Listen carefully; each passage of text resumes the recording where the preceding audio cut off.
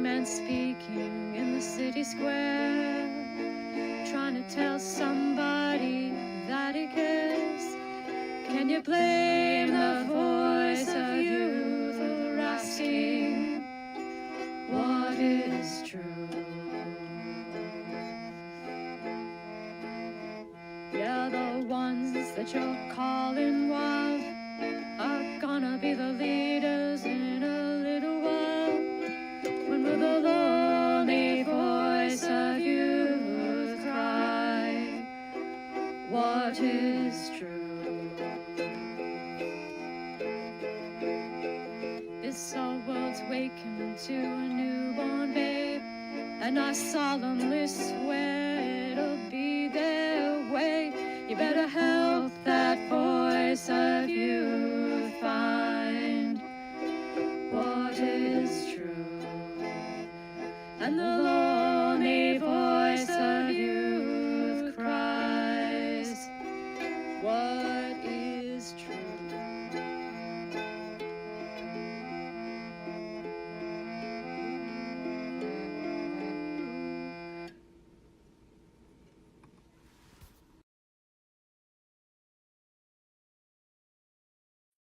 All right.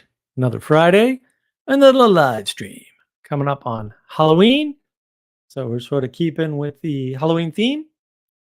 And last time we did zombies and the sort of zombification of everything. And we sort of asked for requests, and we got requests for werewolf.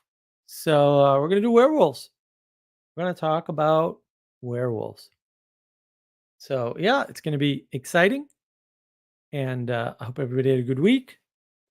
We've got our junkless cinnamon bar here. We've got our custom mug, right? It might be a Muppet. I'm just saying. And yeah, we got our Sampel. That's what the glass is full of.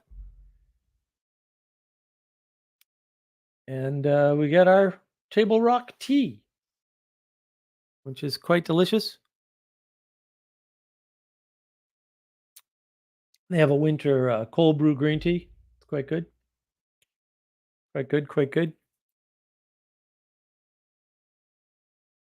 Joey A. Mark is so good at defining things that they will change the name to Werewolf by the end of the episode. There you go. I will certainly try, Joey. I don't know if I can manage that, but I'll certainly try. Yeah, I mean, let's jump into werewolves. We sort of did some experimentation and learning on werewolves over the past week here, and found out a bunch of interesting things.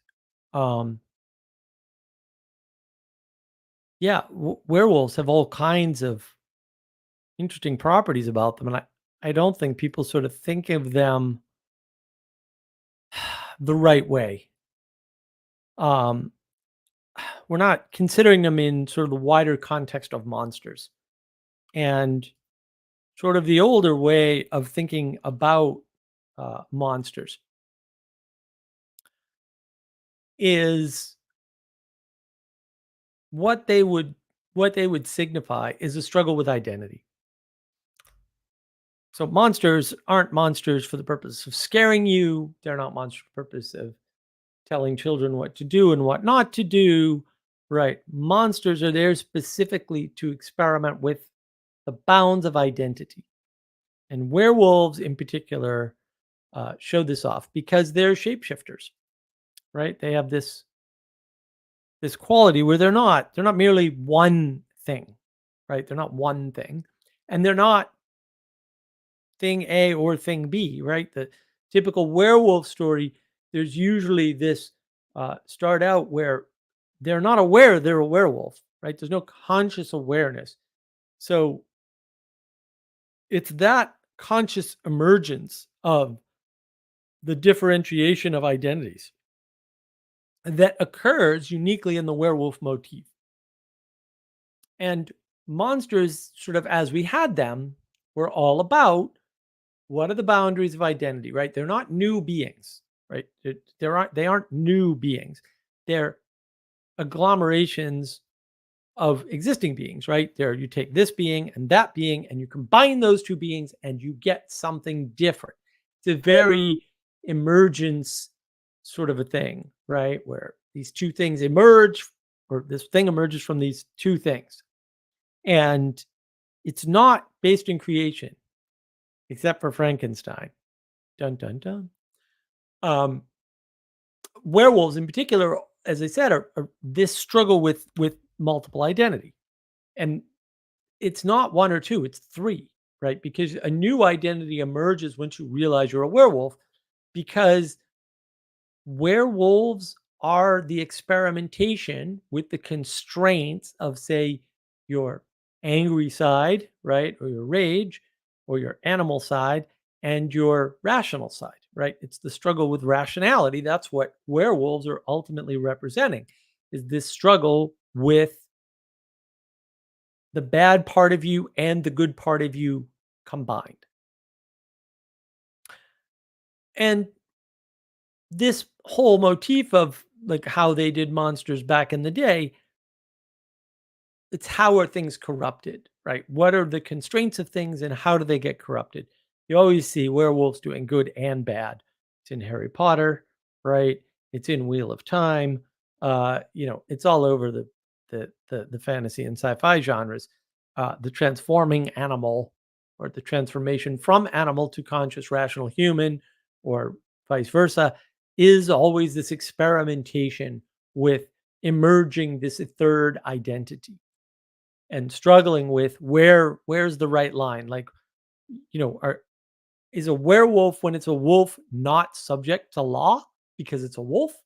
That's a common theme, right? Or is it that a werewolf that's a human is subject to law and is responsible for its werewolf dealings, right? These are the struggles with identity, that's very much medieval, I would say, in its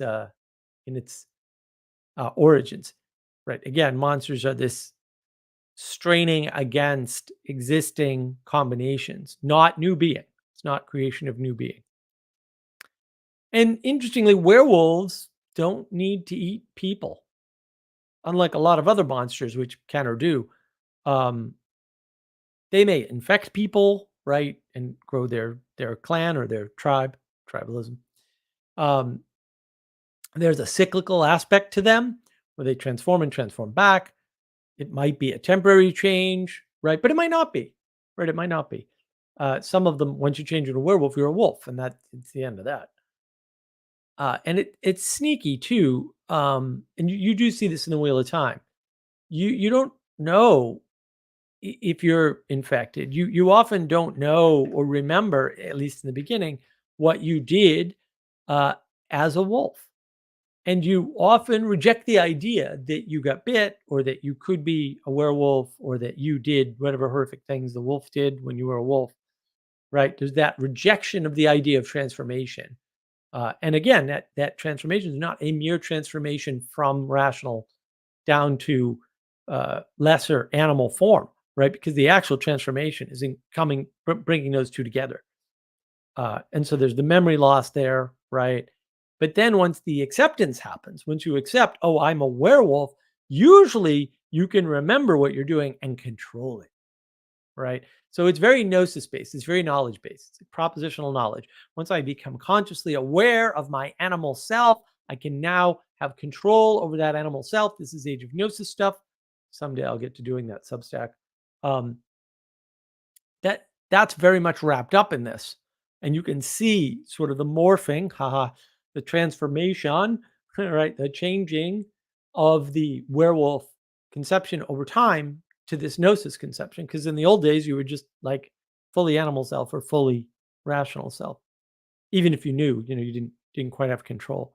You can see that struggle in the art for knowledge being the controlling element that allows you to tame the beast.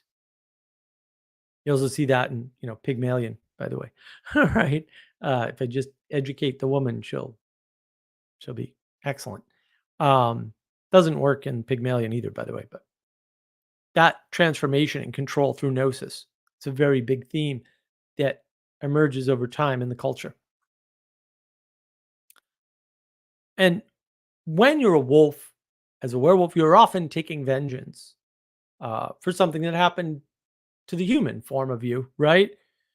Some of these transformations are triggered by pain or anger or insufficiency, right? Like you've transgressed the boundaries of rational, polite behavior. And so now you can transform into a wolf, do away with those rules, and go ahead and rip the throats out of your enemies, which, some sympathy for. It sounds good to me.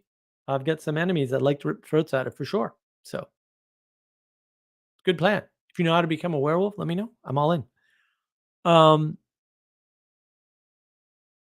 and there is that Jekyll and Hyde aspect to it, right? And of course, you see that later in Dr. Jekyll and Mr. Hyde. That whole idea, that struggle between the conscious and the unconscious self, right? The unconscious self is associated with the animalistic self, although I think that's rather unfair and stupid, whereas the conscious self is rational, refined, polite, uh, interaction that is somehow better, right, or superior. Uh, Again, that's a theme, and the real theme of the werewolf is around personal transformation and this self-discovery that, oh, I have an animal side now. Maybe I didn't before, right? And that self-acceptance. Oh, I accept the animal side, and now self-empowerment. I can control it. I can use the wolf the way my human rational self needs.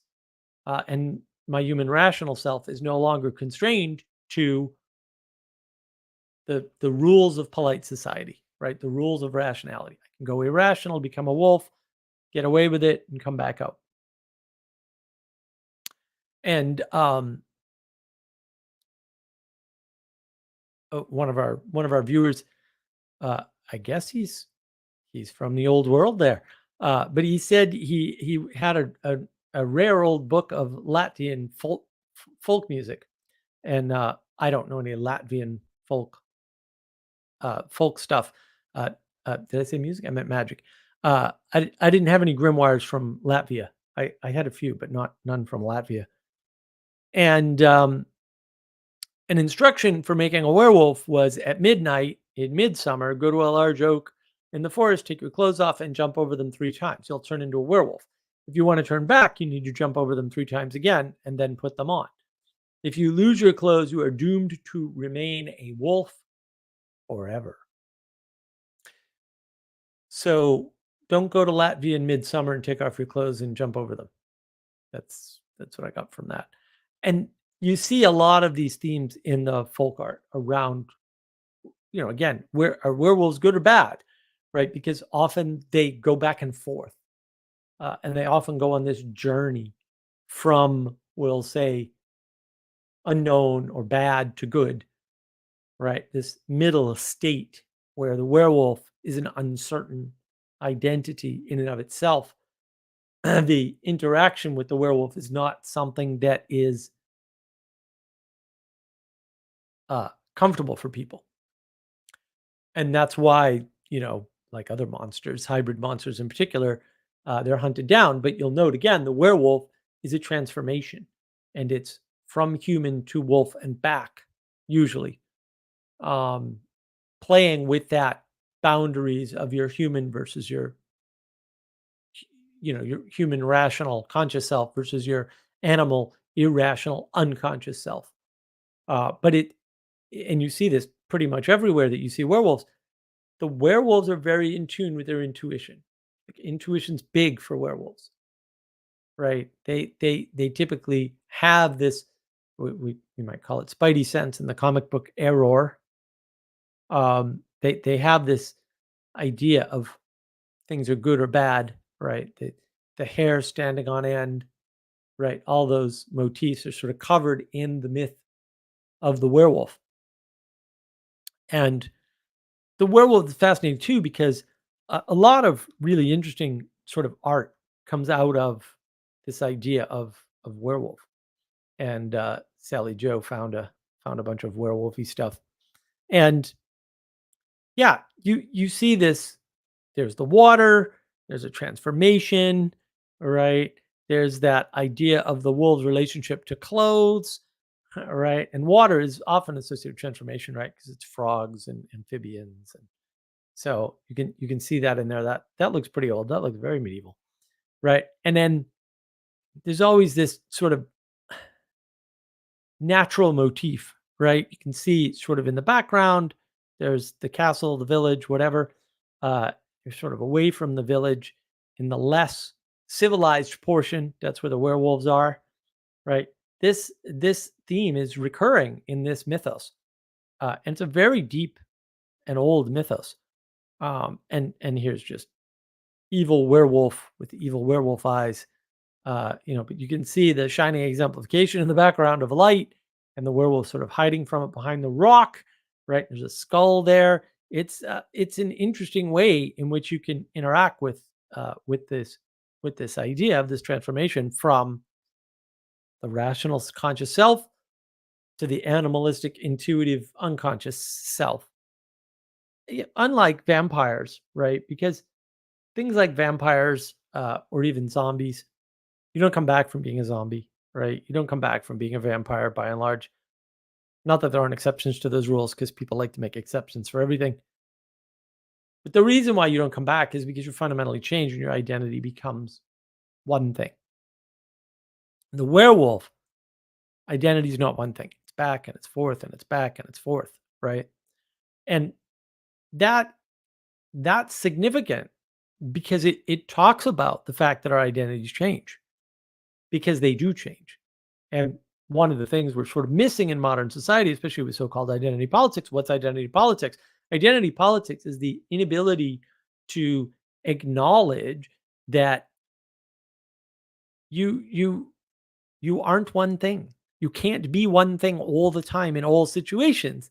It's one of the more powerful concepts that John Vervaeke talks about is agent arena relationship. Right? The agent changes in response to the arena constrains the agent also changes the arena by being there. Oh, what does this mean? Neoplatonism. Garbage. Um, you know, that struggle with identities, with the fact that you're not one thing all the time in all situations, is very prescient. I mean, it's key to survival to understand that.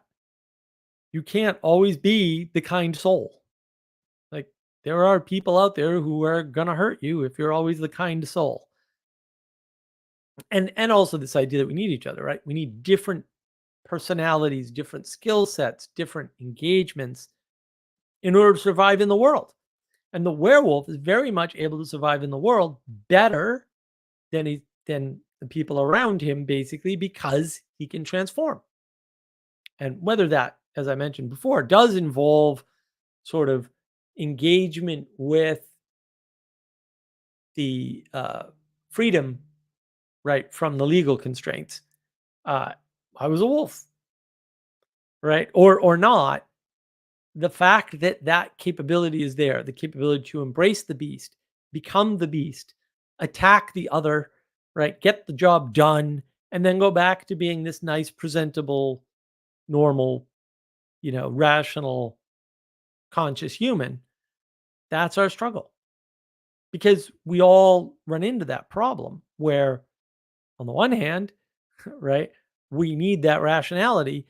On the other hand, we need that animality. We need the ability to transform, to get the job done, to do the gruesome task, right? I mean, wolves in the werewolf form generally don't have any of what we might call empathy. I hate that word, or sympathy. Generally, right? They just go get the thing done and rip out the throats and move on, and get dispatch the enemy, and when they're done, they transform. Right? Oh, don't need the beast anymore. We'll get rid of it. And this is all wrapped up in Greek thought, right? The man, the lion, and the monster. Man tames the lion constrains the monster, right? It's very, very Platonic. These sorts of concepts are very old, and we sort of think of things going back to the Middle Ages, the so-called Dark Ages, and I know there's a lot of dust up about the Dark Ages. If you don't call the Dark Ages the Dark Ages, the Enlightenment doesn't make any sense. And the Enlightenment is the primacy of rationality as a way of interacting with the world. We can argue about the merits of that. I think it was a mistake to think of it that way. I don't think the Enlightenment thinkers thought of it that way. I think this is a great misunderstanding of how they were all churchgoers, of how they conceived of things. But I understand the confusion. We are not wholly rational beings. Like, that's not our ethos, is to be wholly rational. And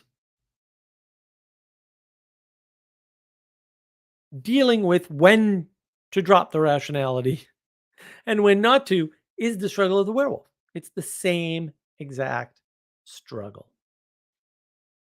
The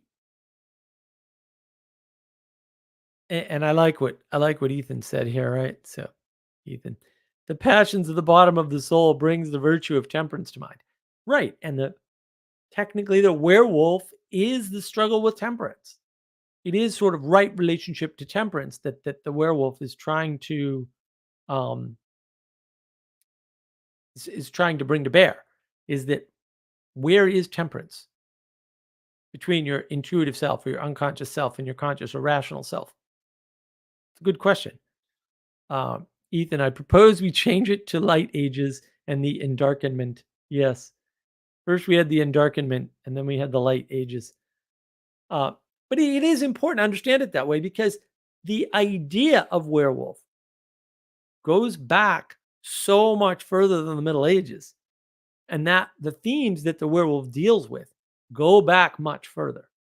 And so maybe the pinnacle of expression for, we'll say, uh, the rational or scientific worldview and the, we'll call it intuitive, right, uh, symbolic worldview is the Middle Ages. Like, that might have been the pinnacle of that, struggling with that balance. It was never perfect, right? It's not supposed to be, but it's a lot better than what we have now, where we don't know what werewolves are. We don't know how to deal with them. Anne Rice famously turns vampires into gods because she's a crazy person.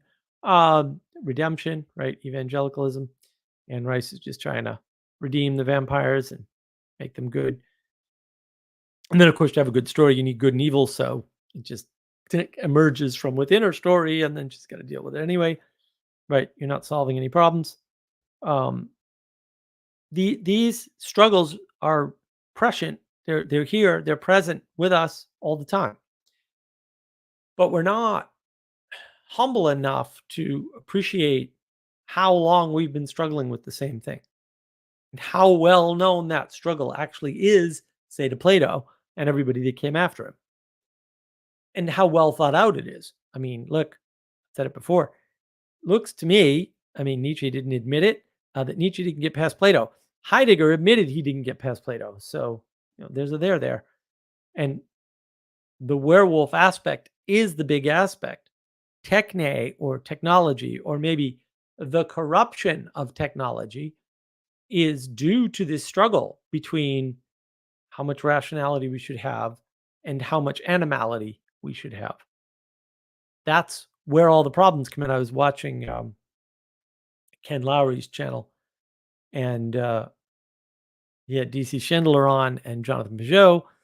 And one of the things they were discussing was basically when you have sort of uh, the the proper orientation of art, right? When you have the proper orientation of art, what does that actually look like, right? It's a beauty that expresses the truth, right? There's that aspect to it, and in the Middle Ages, they had this different sense of how things should be, right? And modern example of this is the Amish. So the Amish don't just say technology, poo poo, we don't like it. They evaluate the technology, ask themselves, would we be better off with this? Does it serve the community? If it doesn't serve the community, they don't adopt the technology. Pretty straightforward stuff. And DC Schindler claimed that the Luddites did the same thing. They didn't say, "Oh, all technology bad," right? And you see this problem emerges, right, where we have this struggle where it's all in, right? It's if you say anything bad about technology, right, say anything bad about AI, you're just a technology hater. Uh, Nothing you say has any rational value, right? You're just being animalistic and rejecting all the technology. Or you end up on the other side, which is defending technology against all critique, right? And you're very much identifying against the thing that technology is supposed to be enabling, right? To identify with technology is to identify with no telos. And in the Middle Ages, they had this sense through the art, through fairy tales, through what they were interacting with, where effectively they were integrating the intuitive, the animalistic with the rational, the conscious. They wouldn't have called it conscious back then. That's a relatively new word.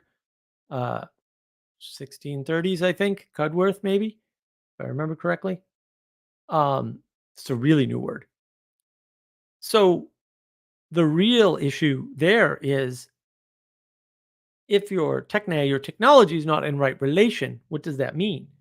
So when you look at werewolves, and remember the Latvian uh, instructions, right? You take off your clothes at midsummer, you jump over them 3 times, you become a werewolf. You do the same in reverse. Then you put your clothes on, you're not a werewolf anymore. If you lose your clothes, you're stuck. That's techne, right? That's a technology. All magical spells are techne. They're technologies. Um, I can't quite do it, but uh, if you go look at how to make a computer chip, it's basically a magical formula. um, and you don't have to make, shrinking them down changes the formula, changes some of the chemistry and stuff like that. But ultimately, it's still just a formula. It has to be done by machines, can't be done by people, right? And so it's that abstraction of technology that we're suffering from now. In the Middle Ages, they weren't suffering from that, right? They were suffering from just working it out. What do the extremes look like? What does the animalistic extreme look like? And where is the line of justice when people need to die?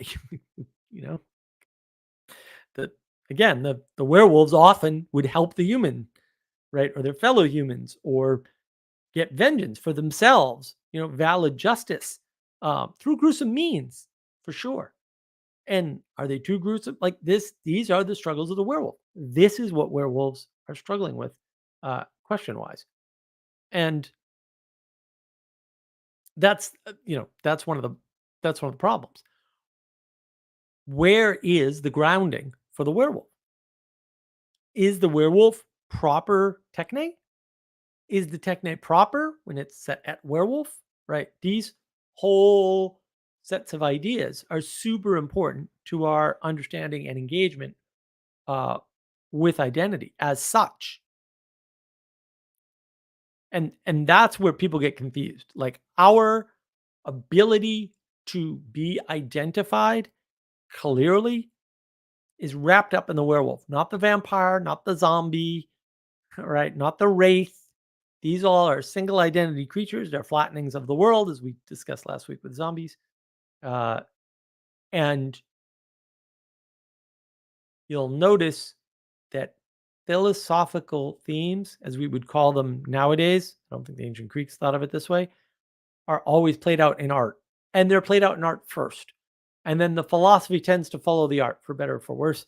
I've got my arguments against modern philosophy, which is basically everybody after Aristotle, all of whom should not be listened to at all under any circumstances for any reason.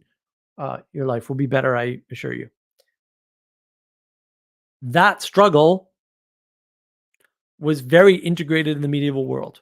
So you can look at them and say, oh, they had these archaic ideas of, modern diseases that made people look like wolves.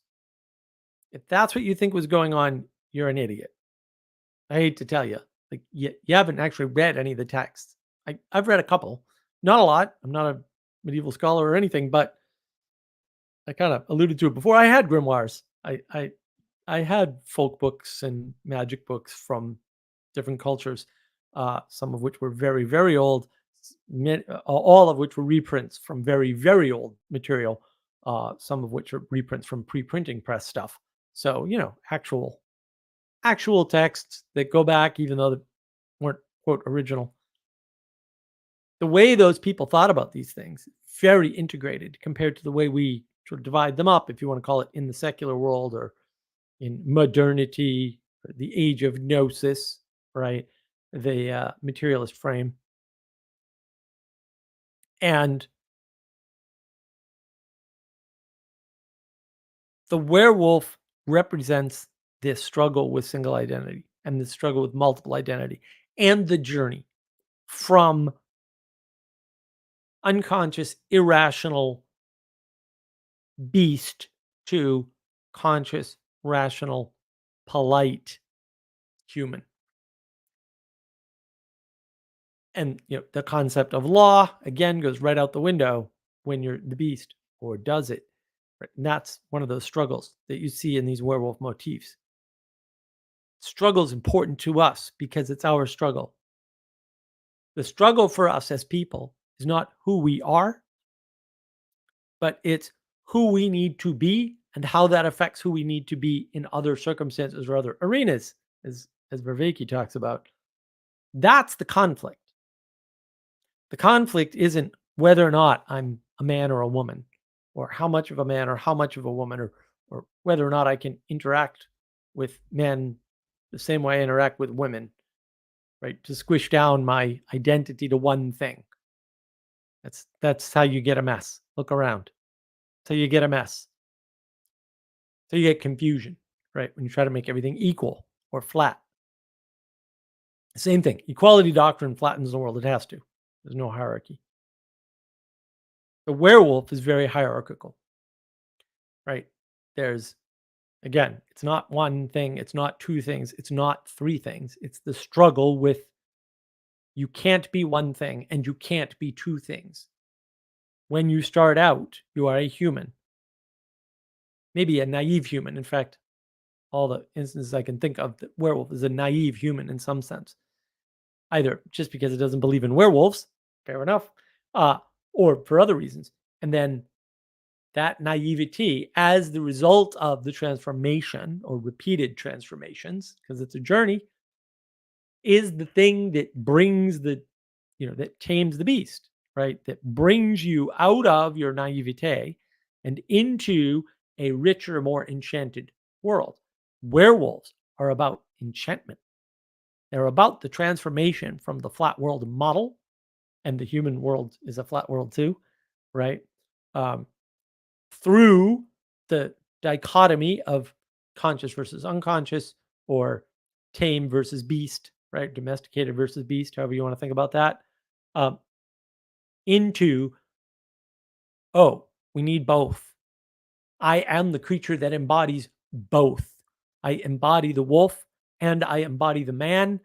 And when I accept that I can embody the wolf and the man, now I can control both better. I can be a better man by using the instincts and senses of the beast, and also being able to carry out activities that, as a man, I don't want to carry out, but as a wolf are perfectly acceptable. And that struggle with that dichotomy, with those two seemingly opposing, but they're not, they can be integrated, sets, is important. That's what's important about the werewolf story. Unlike the zombie story, just two things in the zombie story. There isn't even a hint of a hierarchy, right? I mean, hierarchies emerge, so like fair enough. They don't emerge in the zombie world. All the zombies are flat, right? Hierarchy, interestingly, and see, switched around in vampires, right? Hierarchy emerges in the vampire world, and the humans all stay flat. They all stay equal. They're all lesser, right? So you you see this playing with the monsters. And again, the monsters are, except for werewolves, and there might be other exceptions, but these are the popular ones, dealing with single identity and contrasting it. And the werewolf gives you the best contrast, not only for single identity, but for that transformation, for that change over, right, from one to the other. And ultimately, I think the lesson of the werewolf is that we can't leave our animal selves behind, right? That integrating our animal selves makes us better as rational humans. And that when we integrate our animal selves, we gain a level of ability, of superpower that we would not have otherwise. And the problem is, and you see this in some of the tales about animals, you get a romanticization of the animal. Like, animals are dangerous. Right? Not all of them all the time, but on average, animals are dangerous. And we're not equal to the animals. We're not supposed to be equal to the animals. The animals are not supposed to be equal to us. That's important because we have to eat, and we have to eat animals. Sorry, vegans. Just sorry. Doesn't work out. When we don't appreciate that, we have a fundamental failure. We need to appreciate that. We need to deal with the fact that we have to stay grounded, and it is grounding, in the animal, natural, unconscious world. That is what frames everything for us. Our unconscious frames everything. You can sometimes kind of enforce rational frames on things, but there's so many valid rational frames that this becomes unhelpful very quickly. And that's one of those things people don't recognize. The problem with rationality is it just has too many frames. That's the combinatorial explosion that John Vervaeke talks about. Once you get stuck with too many frames, now you can't behave properly in the world because you can't know the world because there's too many ways to slice the world. And that's the great problem of science. The great problem of gnosis, of knowledge, propositional knowledge in particular. That's where the problem begins. The problem begins with not struggling with the werewolf, with not struggling with the transformation, the enhancement of the rational soul by the irrational, animalistic, intuitive portion of you. You have to have both. You have to integrate both. You have to utilize both. I don't know how many of you have been around babies, but they kind of look kind of animalistic. I mean, they behave very kind of crazy. They're not rational by definition. Their rationality comes from being brought up. And yeah, they'll get a certain amount of rationality, whether their parents are, quote, good or not, right? It's hard to know how we become rational or conscious. But at the end of the day, we all start out as animals. And it's that romanticism that disconnects us from the animal and either says, oh, nature in purest form. That's Rousseau. All forms of the Rousseau. Rousseau was wrong. Not hard. He's an idiot. Easy peasy lemon squeezy. Don't need him. Didn't contribute anything positive to anything. So throw him out. That's Rousseau. Animals are not these good, kind creatures that are going to save the world or lead us to, the proper orientation in the spirit world or whatever else you think is going to happen. That's not the lesson. And the werewolves are quite clear about this. Even the romanticized werewolf stories are quite clear about this. Say the more recent ones, not so much. Right? Casting the world as vampires versus werewolves, very popular theme. Few people have tried to do that. Very successful franchises. It's not helpful because the werewolf is better. Because the werewolf is the struggle with both and the transformation to transcend both the animal and the rational into a super rational, super animalistic being in some sense that has a richness that neither has even combined. And that proper enchantment, that non-romantic enchantment, is the correct level of enchantment for the beast, for living in this combinatorially explosive world that we inhabit. So that, I'm afraid, is all I have to say about werewolves at the moment. So I will scroll through my comments here, all the ones I didn't get at the time. Carpe die. I want to make art, but I don't know where to point at. Yeah, point out virtues and values. I have some ideas of beauty. I have a stream on that. But still, it's hard to make something that feels rooted in our current world. Uh, yeah, don't root things in our current world. Root things in eternity. That's better. You got to point up to do that. Ethan, can you imagine how easy it would be if we could just say that knowledge is bad, but we can't? Yeah. There's certainly a whole type of knowledge that is so dangerous, we probably shouldn't be using it or venerating it at all. I would call that propositional knowledge. Even though I don't like that frame or that word. Benjamin Franklin. The idea of animality is usually associated with a dumb rage. Not usually. But animals are usually quite kind. Nah, not usually. If people cared for cows and saw how caring they are, they would see the implicit rationality. I assume you're saying in them. No, there's no. The point is rationality is bad. Like that's still the point. Rationality, and you don't have any, so I don't know why you want it to be good because humans are not terribly rational at the end of the day. That's why we want AI to save us, right? Because AI is perfectly rational. And theoretically, if it could be implemented the way that people want to implement it, that would be true. Of course, you can't implement it that way because, yeah, there's lots of reasons. You can't emerge something greater from below. That doesn't work. It may look that way, but that isn't what happened. I think there was a flat side of the werewolf too. Nope. Underneath all the performative identities, there are no performative identities in a werewolf. It is still a survival machine. Nope, it is absolutely not. It is the struggle with rationality and irrationality. That side is inescapable. It's not even there. So it's not completely. The werewolf isn't supposed to be liberated. The werewolf is supposed to teach you about submission to your animal self, right? And submission of the animal self to the rational self, which again goes back to Plato. This is all very old stuff, theme wise. Benjamin Franklin. In Vampires vs. Werewolves, the vampires always tend to portray a bourgeois aesthetic. Vampires portray a bourgeois aesthetic everywhere. Vampires are bourgeois. They always come for the aristocracy, right? They always set up a hierarchy. They're a whole different thing. They regard the werewolf as stinky as low and low. Right. That's because the idea of the vampire is struggling with the same theme, right? Because it just turns out that the pattern of life has this theme, right? Rational versus irrational, conscious versus unconscious, right? Polite versus animalistic, right? Law abiding versus law ignoring.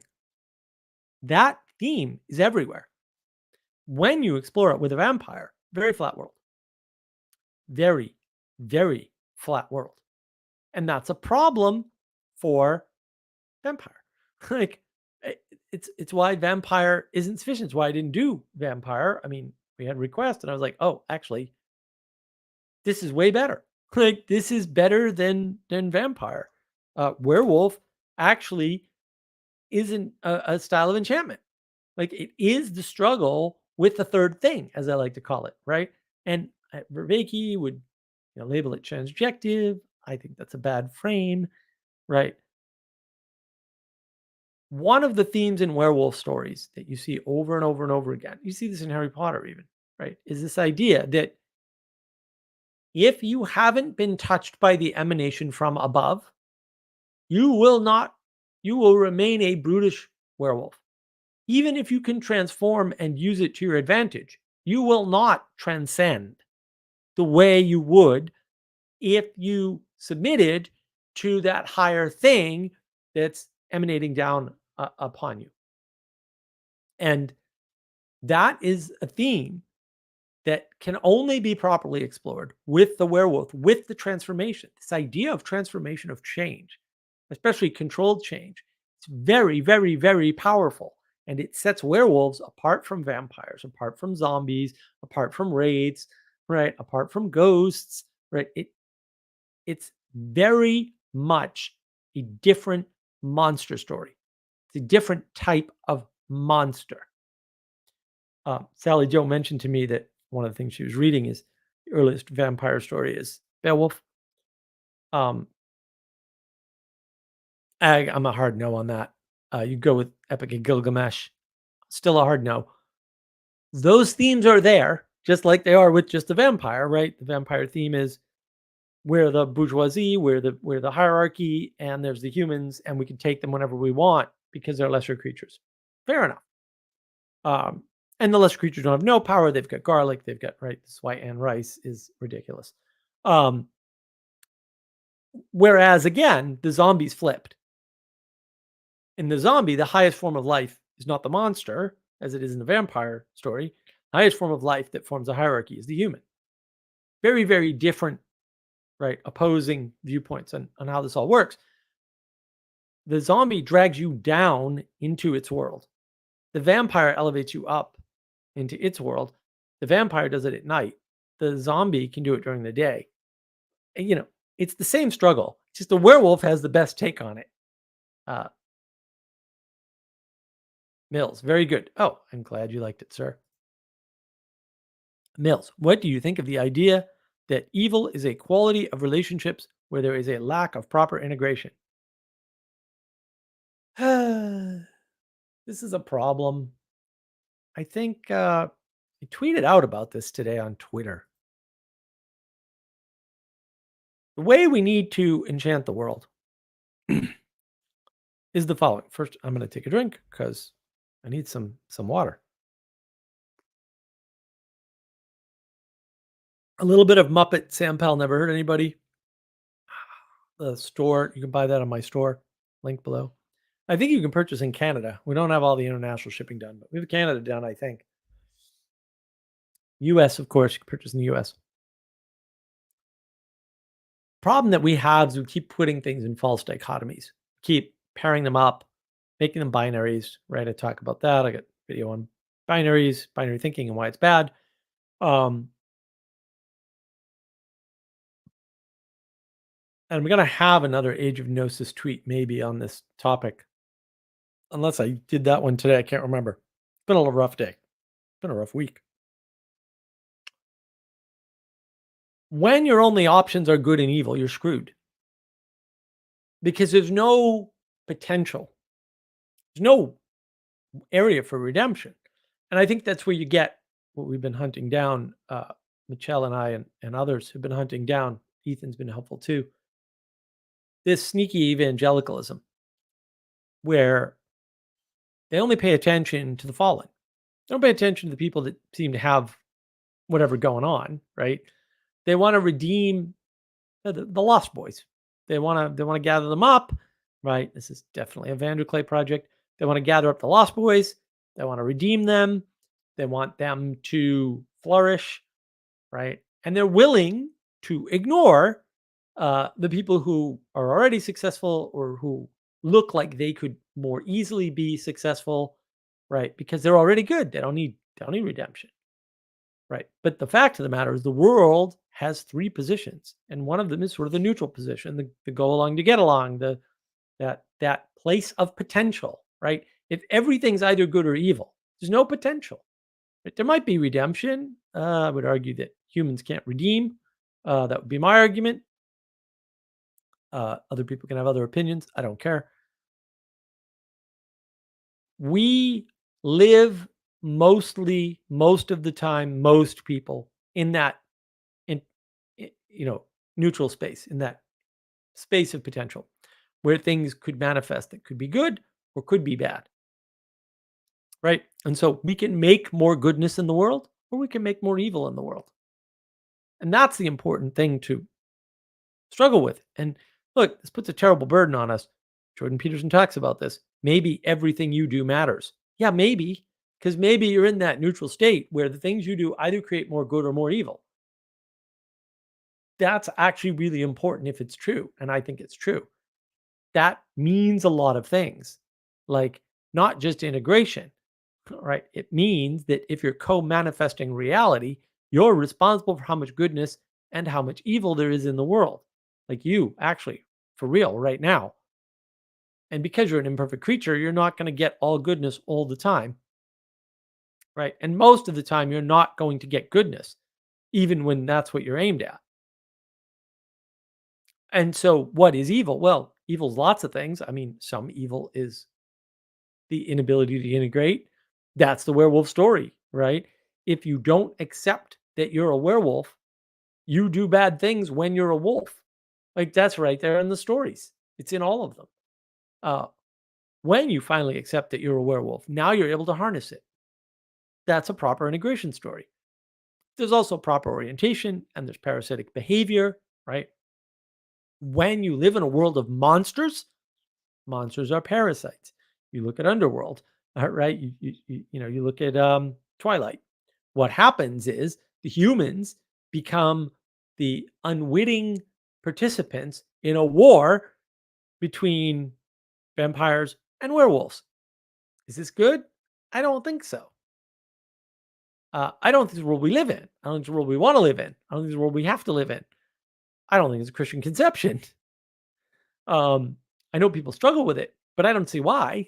There's no reason to struggle. You can say no and move on. Like a lot of things people consider problems are not problems. How do you deal with the problem of what Heidegger said? I say, I'm not reading that jerk off. No. And I move on with my life. And now all the questions Heidegger raised aren't problems because I don't engage with them. Problem solved. Also, he's a Nazi. So, good hint you shouldn't take philosophical or moral advice from him. Just saying, some of these things are very simple. Some things are very simple. The werewolf exemplifies this simplicity, right? In one way, it exemplifies the simplicity of the struggle with the animal, right, and the rational, the human side.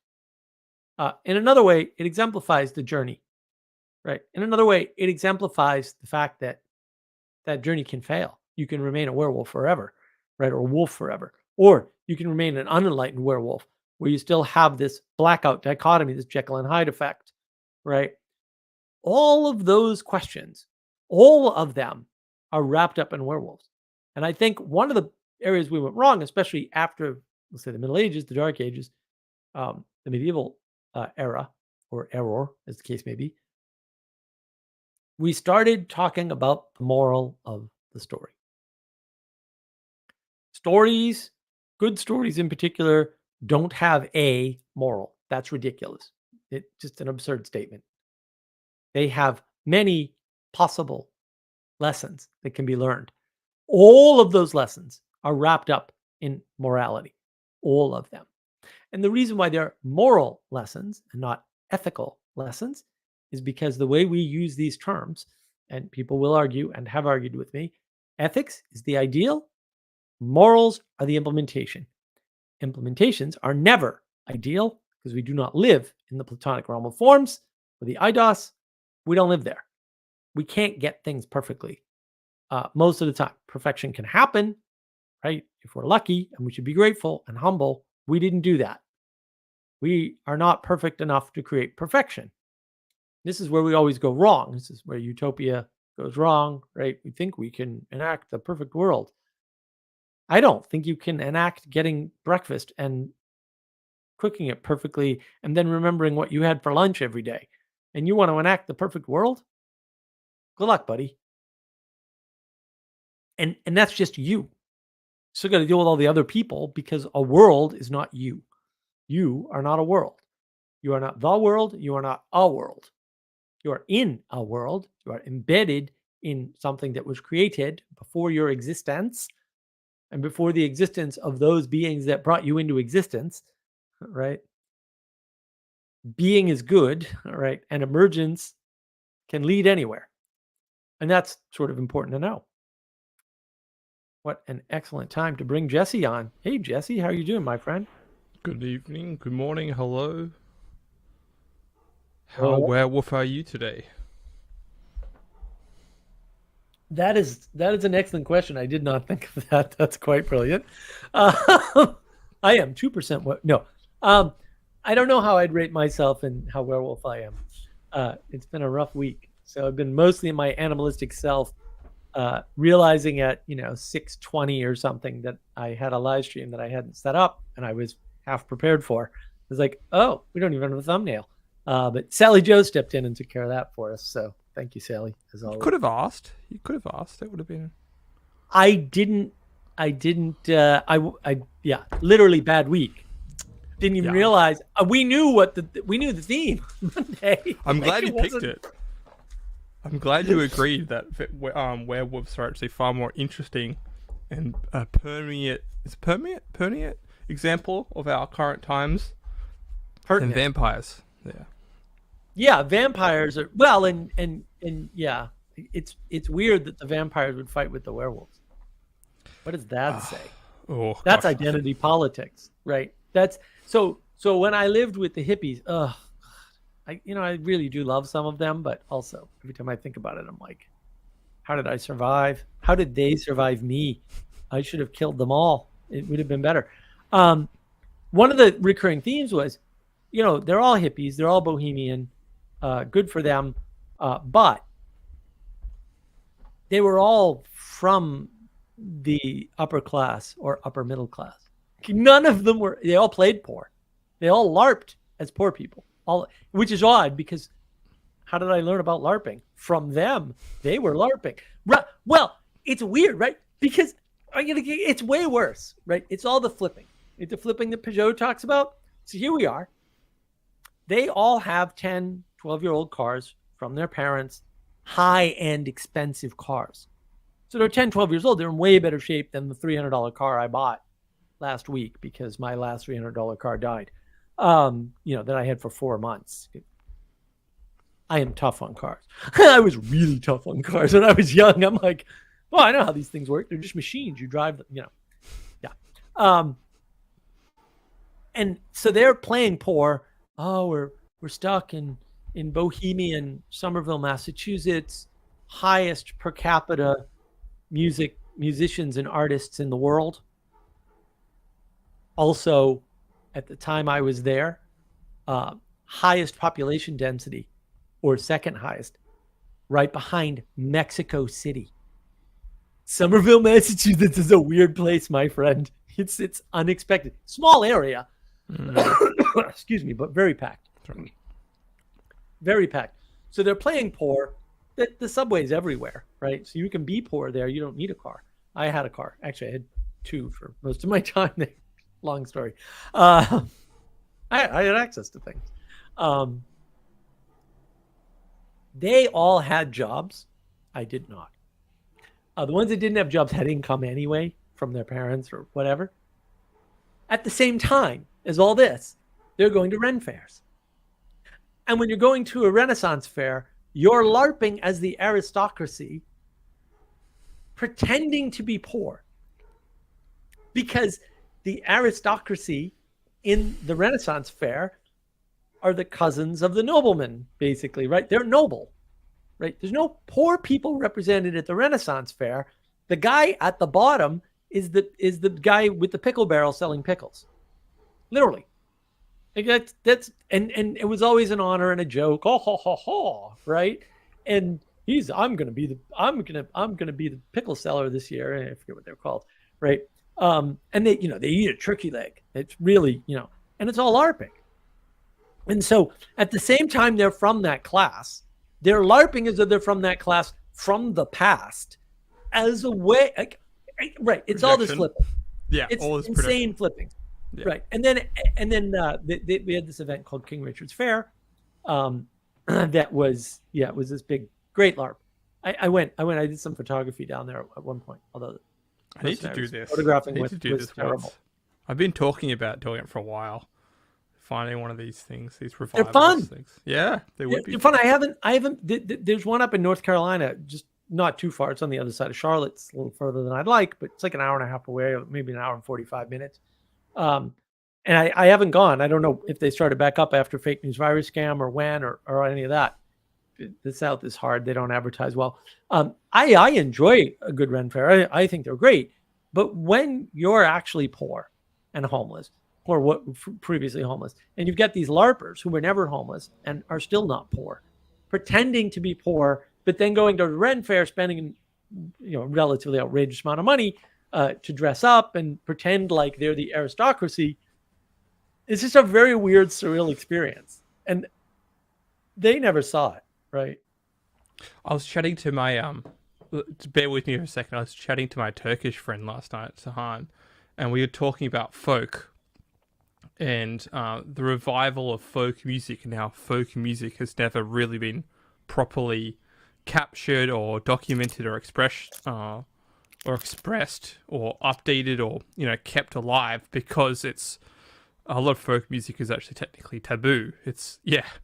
Well, yeah, I know that. Okay, so I know that there was a bit of a folk revival in the 1930s.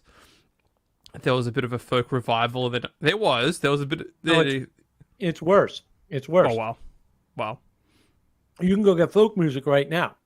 I can drive 2 hours into the Appalachians. I was going to get there. Yeah. There's these cycles. There's these cycles of it's in the 1930s, and already by that point I think around the 1800s somewhere there was an attempt to kind of embody or document it or library, contain it down there. And so my sort of thesis is that folk and the folk spirit, the folk ethnos, it's kind of like it's an ant colony. As soon as you put a magnifying glass on an ant colony, you're going to burn it. You're going to make it bigger than it actually is. You're going to blow it up, and you're going to minimize it and maximize it at the same time. So you're going to essentially reduce the quality aspect of folk, because it's meant to be all these little things in together, these sort of different parts and these different things that are carried on through the locality. So somewhere in the 1800s, they tried to do this. It didn't work. In the 1930s, they tried to do it. The 1960s, there was a folk wave revival, right? Right. And every time they do it, it kind of loses its authenticity or its kind of spirit or resonance. Mm-hmm. And then in the 90s, there's a bit of 90s they tried to do it. That attempt never got off the ground. However, 2010, all of a sudden you have Mumford and Sons. You have this whole sort of folk thing, completely completely fake, completely artificial. It's all, we're going to play banjos. We're going to be poor. We're going to dress poor. We'll get clothes from the secondhand stores. It's all temporal. It's all just vintage for the sake of vintage. Yeah. So there's this the diminishing of the actual folk or the actual spirit of folk is no one is sort of, I guess I'll say it out loud. It's some of the cannibalism of tradition is trying to take something for granted, absorb its power into you, and not actually carry it forward. Because every time we've done these folk revival, it's never, it's never produced. It's never lasted. It's never produced anything else outside of itself. It kind of comes for a season and then withers away. Yeah, but that's because they are trying to update it. And that I think is the problem, is that you can't update it. But I did want to address what Sally's saying. Sally says she's 40% werewolf most days, but most women are. I'm not going to comment on that. I'm not even going to do that. I'm just going to leave that right there and be a good little pirate and not say a damn freaking word. Dali. Sally show. Oh, hello. Jesse. Nice talk with Karen on the meaning code. I haven't seen it yet, Jesse. I saw, didn't it drop at like 3 a.m. my time or something? It was like, wait a minute. Yeah, it was like 5 hours ago. What's Karen doing? She dropped it at a weird time. Wrong is here now. Well, living up to your name, you're wrong. We started much earlier than that. I didn't like what Ethan said here. Welcome to everybody. Good to see Dali. I'm glad she's here. Ethan, come on. When the world becomes either good or evil, it's close to ending. No, it's just flat, dude. It's been that way for a while. Or it's terminus. No, I don't think so. That tree in the garden was relatively close to the middle eternity. don't know how we need to give you lessons on vertical causation. See, the thing is, when Ethan's on, he's so on, it's stupid. And when Ethan's exploring, he's exploring. He gets lost. But that's okay. We all do. That's what we're doing. We're navigating patterns. Yeah, it's Eternity can't be in the middle. Right. Yeah. I know what he's getting at, but he's going the right direction. Yeah, he's manipulating the. Dali says she would come on, but she's half asleep. Well, that's the best time. Be a werewolf. Yeah. Exactly. Like you could bring out your inner werewolf, and that would be fine. Yeah, did you hear the whole beginning there, Jesse? Or I missed the first 5 minutes because I was taking my own notes, so I would have some things to generate. But yeah, Fair enough.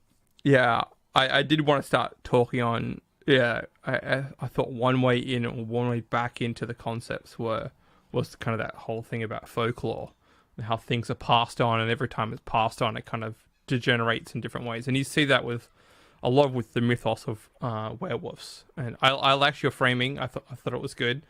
I liked your sort of I don't want to describe it. Yeah, the framing you did, and kind of not leading into the curse aspect of werewolves. I thought that was vital. Although you could definitely, I was on Twitter kind of emphasizing the curse aspect of werewolves. Of hybridity is not something that you should desire for. You should desire for integration, which is what you made the case for. Right. Well, also, I don't know if you caught the Latvian formula. The thing that fascinated me about that is clothes are techne, they're technology. Yeah. Remove your technology, you master it, you transform into the animal. You want to get back, you got to go back the other way. Very symmetrical. Right. Yeah. But if you lose the technology, you stay the animal. And I'm like, I'm not sure that's true. That's fascinating. It's a struggle. And the werewolf is that struggle. So I really like that. The Nordics have a tradition of wearing animal skins to embody the spirit of wolves or bears or of creatures and going into battle. And when I say wearing animal skins, I mean wearing nothing but animal skins.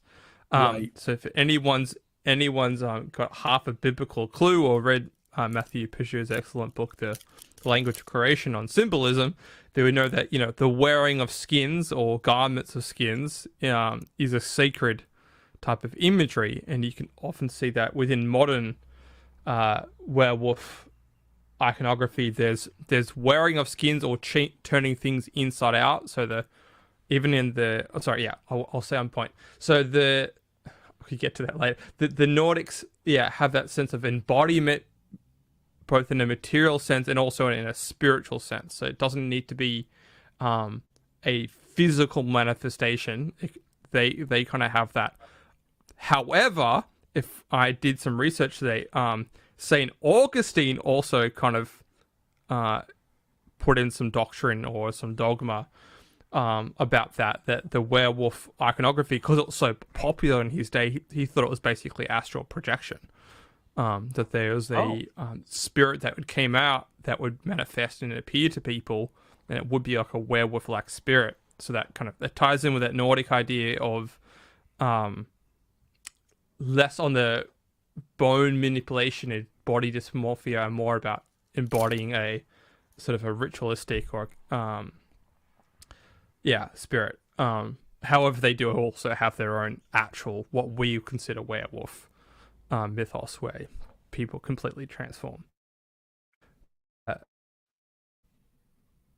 What I find in that is that you're never getting away from the paganism. You're never, like, the pagan, the ideas, the folklore, there will always be with us. And you can see that modernity was kind of this trying to hollowing out of the middle and pushing the paganism to the end. And yet, by the time we get to the 80s, all that paganism, aka horror movies or horror lore, floods back into the system because we don't know how to properly integrate it. Yeah. Well, I didn't think of that. I was listening to Peugeot talk with Father Stephen Damek about the paganism and I haven't watched Christianity. that And talk yet. that's great. Yeah, and how it integrated. And the interesting thing for me is, and also I think the danger is, you're right, with secularism, you're killing the werewolf motif entirely. You have the ascent of the vampire, and then quickly the vampire doesn't work. It flattens down to the zombie, right? It flips. Or the There's mummy, flip. yeah. Or the Oh, the was a mummy. big thing. Oh, right, the mummy for, well, the mummy, yeah, I didn't get into that, right? The mummy, mummy is We should. precursor to the zombie, right? It's a dead thing that comes back to life. Right. With no agency too. Like the mummy is the lowest of all agency of creatures. Right, no agency Yeah. or low Yeah. agency. Yeah, it's so it's so weird, right? So I'm not feeling well. I'm in bed. I'm like cruising on the Chromebook. I'm cruising videos that I, non-thinky videos, and some lunatic, complete lunatic in the UK did a multi-series. It's over 5 years old now, on Doctor Who, and he's still putting them out, right, on the different eras of Doctor Who. Of course, you did Tom Baker, the best one, and I think he admits that. Like almost everybody knows Tom Baker's the best, and he says the best episode by far is the one where they've got the Mars theme and the Egyptian theme merged together long before Stargate SG-1, right? And Sutek, who is Satan and Set, and right, the whole thing. Like, all of the stuff Peterson talks about is in a Doctor Who episode from late 1960s, I think it is. Oh yeah, it's all right. Like, well, that's why when Peterson talks, I'm like, he didn't really say that much new, and everyone's like, oh, all this new stuff, and I'm like, none of this is. What are you talking? Are you all lunatics? Like, he said two things, like I've said before, that I thought I was the only one that knew, because I was just like, really, nobody noticed these couple of things. But the rest of the stuff he talks about, I'm like, oh, of course. If you watch Doctor Who and you watch Blake 7 and you were paying attention, right? You knew all this stuff already, but apparently no one watched any of that stuff. So that whole theme of Mars, mummies, Satan, it's all in that one and it probably is the best Tom Baker episode, even though it's before the new writers took over, which I didn't know. Like, you learn all this cool stuff. You're like, oh, that's why there's three sort of phases to the Tom Baker Doctor Who, and there's reasons for them, and they have to do with the change in staff and how they transitioned and how he got the job is the wackiest story of all time. And yeah, it's just right. And I just happened to watch this, like, I don't know, last night, and I finished it today. And it's funny because the monster theme comes up, and I'm like, oh, I didn't even think. And that era of Doctor Who is the monster era, where the monsters are bad and it's particularly violent, and they have a whole movement of a crazy old lady, devouring mother type. Elizabeth's going to be angry. Devouring mother type who wants to, get rid of that, and she ultimately wins. And she's, no, this is too violent. Children are watching this. Blah blah blah. Of course, she never talked to any children. Right, and these are the same people who pushed out fairy tales. And this is why this is important. I mean, this is why Peterson's right to talk about it. I still agree with Elizabeth that he emphasizes it too much and doesn't talk about any of the other bad things, but he's right to talk about it because that's what pushed out fairy tales, is this mothering attitude, because fairy tales are gruesome. They're gruesome tales. And there's far more than you think that are gruesome than there are cute. Right. Well, we don't. Well, fairy tales are supposed to integrate the cute and the gruesome, give you that contrast, right? This is what werewolves do. They give you the hard. Vampires don't give you the hard contrast. Yeah. Right. Like werewolves do the hard contrast, and so you see that move again from werewolves to mummies, which are really zombies, to the zombies, right? And through the vampire, right? The vampire. Well, vampires can't be seen in a mirror, so therefore they lack contrast. Right, because that's the whole thing. Oh, there's all sorts of ways that lack contrast. They're white. They're pale. Right. Yeah. There's all sorts of weird. The symbolism's right in front of you. You just didn't see any of it. Next week. Next week. Let's right. do it next week. Yeah. Maybe. We should round it out. We like three things. Come on. I'll think about it. We'll discuss that later. I mean, but this monster theme is really important. Like dealing with the monsters is important. I mean, it's one of the things sort of Peugeot actually, really talks about really well, right? Is that you have to deal with the margins correctly. The margins are important. Marginalia as such is important. You need to deal with the margins, right? Because if you don't deal with the margins, right, as Sally Joe does in her excellent dog-headed book, I might sell Dog-headed? these. Dog-headed? Yeah, this is dog-headed anyone? Dog-headed. Dog-headed? You Sorry. might how many end times up do I with have them. this? You might end up with the dog-headed coming to attack with metal, and then That's you don't know true. what to do. Are they friend or are they foe? And the thing is, are they friend or are they foe is not dependent upon the metal, and it's not dependent upon the dog-headed. It's actually dependent upon the people in the church, right? It's actually dependent upon the people who aren't the dog-headed and their attitude. Like, you make the monster, right? There you, oh, beautiful St. Christopher. Very nice. Oh, that's gorgeous, Jesse. Yeah, this is Peugeot's. If you bought the God's Dog book, you got a Oh, you nice. got a good package. Yeah, you got a print of this. So yeah. Oh, that's gorgeous. Yeah, it's nice. Hold on. Let's see. Mills, the anadromist, has some good stuff on the cute and the creepy.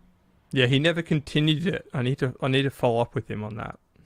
He scared himself with what he was discovering. I warned him too. It's like you're scratching an itch. That's bad relationship. I like Byrne. I really do. I love his work. How We Got Here is a great series on the Anadromist channel that he has. But yeah, there's some flirtation with negative framing, we'll call it.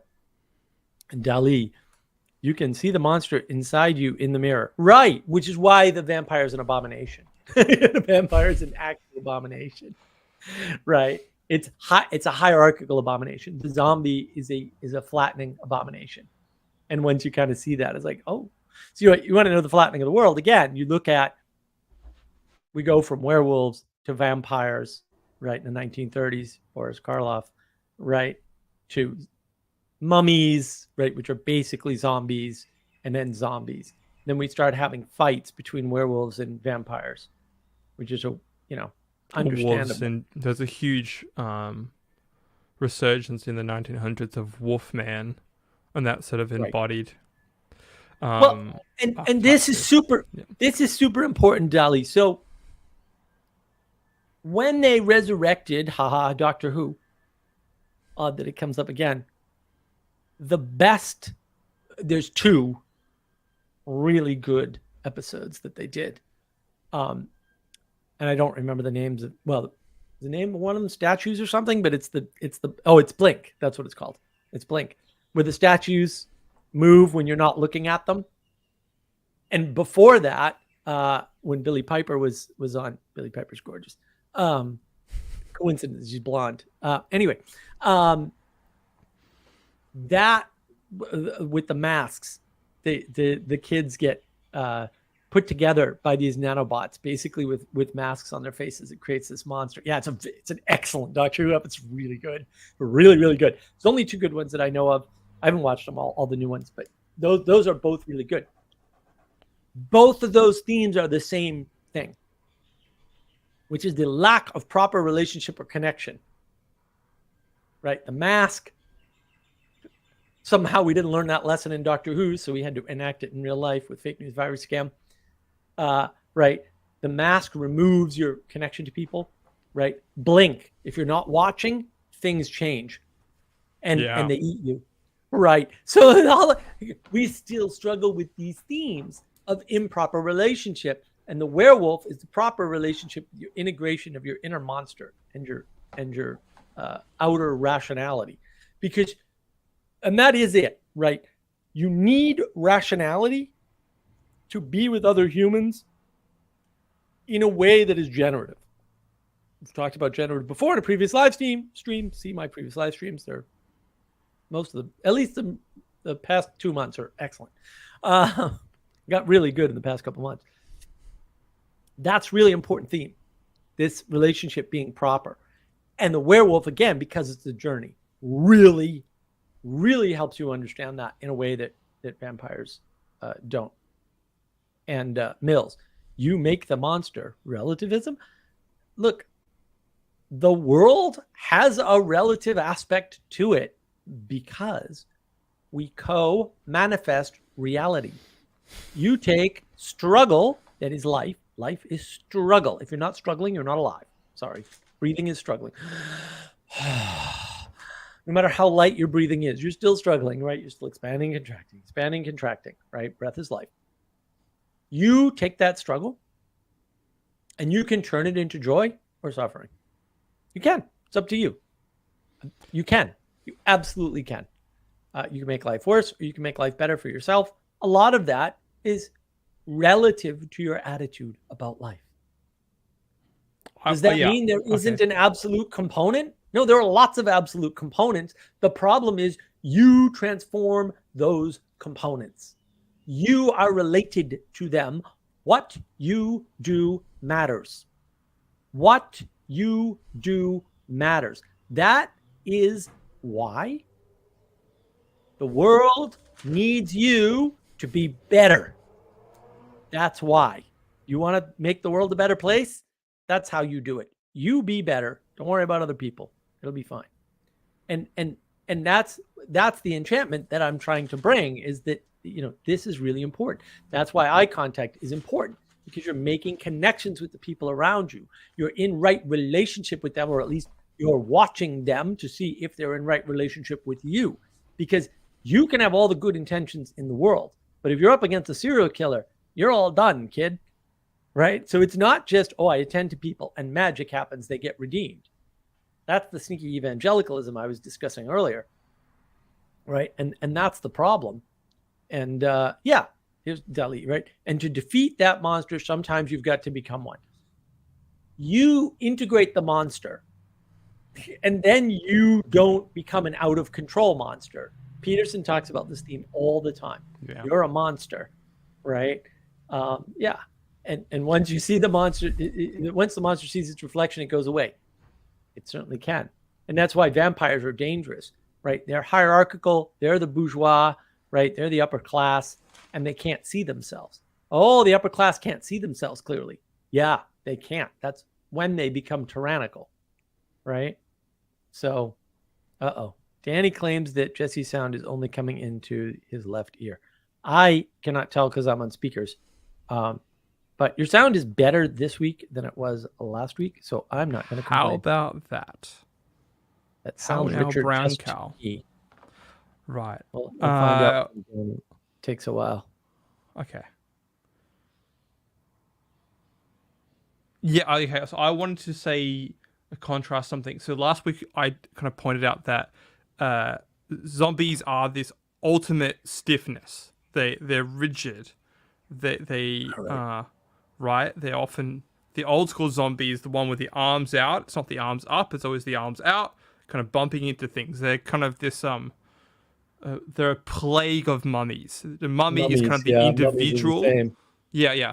Right. So everything's flat. Whether the werewolf is this sense of agility, and often that's why the speed, or super strong, super flexible even to the point of the bone mass changing, so that the manifestation is not just in mind or in spirit, but it's actually in manifesting in the body. So, and then that is what considered is the warrior spirit. The warrior spirit isn't someone that has super strength. It's actually the agility and the ability to be flexible in certain circumstances. And as Peterson said, have your teeth short. They have the sleeve in the sword, and then also be able to unsheath at any point. And that's the Jekyll and Hyde thing you're talking about too, as well. Yeah, and control it. Yeah, well, and control it. Right, that's the important part. Mills, if you collectively affect what monsters manifest, and the manifesting of monsters is not optional, we should choose wisely. Yes, that's correct, Mills. Yes, now you've got it. You've got it exactly. There's also this other thing too about werewolves, where they have secret belts or enchantments that allows them to go into this thing. As I was talking about, the Nordics having literal, They have control. yeah, Right. literal Various clothes various they put forms of on, control.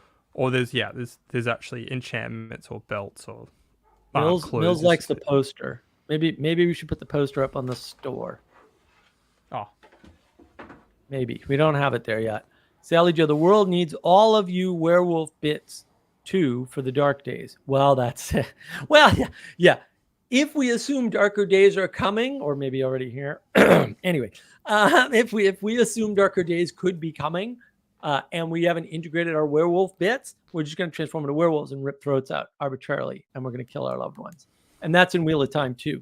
He's a werewolf. He doesn't know he's a werewolf. He kills his wife. Yeah, it's everywhere. Mills, thanks, Jesse. Yeah, sound quality is like ASMR level. Uh-oh. I don't know if that's good or bad. Hello. It's the Jesse Show. well, like one thing I did want to bring up, and maybe this is going to be a bit taboo. There's this meme about women being, or the modern woman being very fascinated with a serial killer. Which is essentially to say the wolf man. And I think this is also has to do with being fascinated with someone that's completely agile, completely possessed with that spirit of Mars or well, you war. want the strength But to protect you. yes, strength to protect. The sense of I can nurture or change him, or what's the common notion? I can tame him to be the wolf man. Contained wolfman, which is that whole thing about wearing clothes, or even Little Red Riding Hood has that notion too of the containment of the wolf. So what we're dealing with is this identification problem, where we're so used to single mapping the modern world in single sense data rather than taking in the complexity or the ambiguity of things. See my chat with Karen, where I spent a lot of time trying to get her to agree that ambiguity is actually what art should be and not the other way around. It's just it's hard to make a case for that, where we've become so used to the technological materialization of has to be a thing. If it's not a thing, then it's nothing, rather than something can have multiple associations or spirits to it. You can see the monster at the edge of the church, and that could be just a beautiful statue, or it could be a warning sign, or it could be an actual marginalia, or it could be part of this great tradition of spirits. Right, but that's the ultimate problem with materialism. Materialism wants the specific. Right, it wants the unchanging. It flattens time. Right, because material ultimately decays if time exists, right? Time and entropy are probably the same thing, or at least so related I can't tease them apart. So materialists are like that. They don't like the uncertainty, the ambiguity, the potential, right? They like the idea of potential, but they don't actually like potential. They're like, no, this has to be this thing.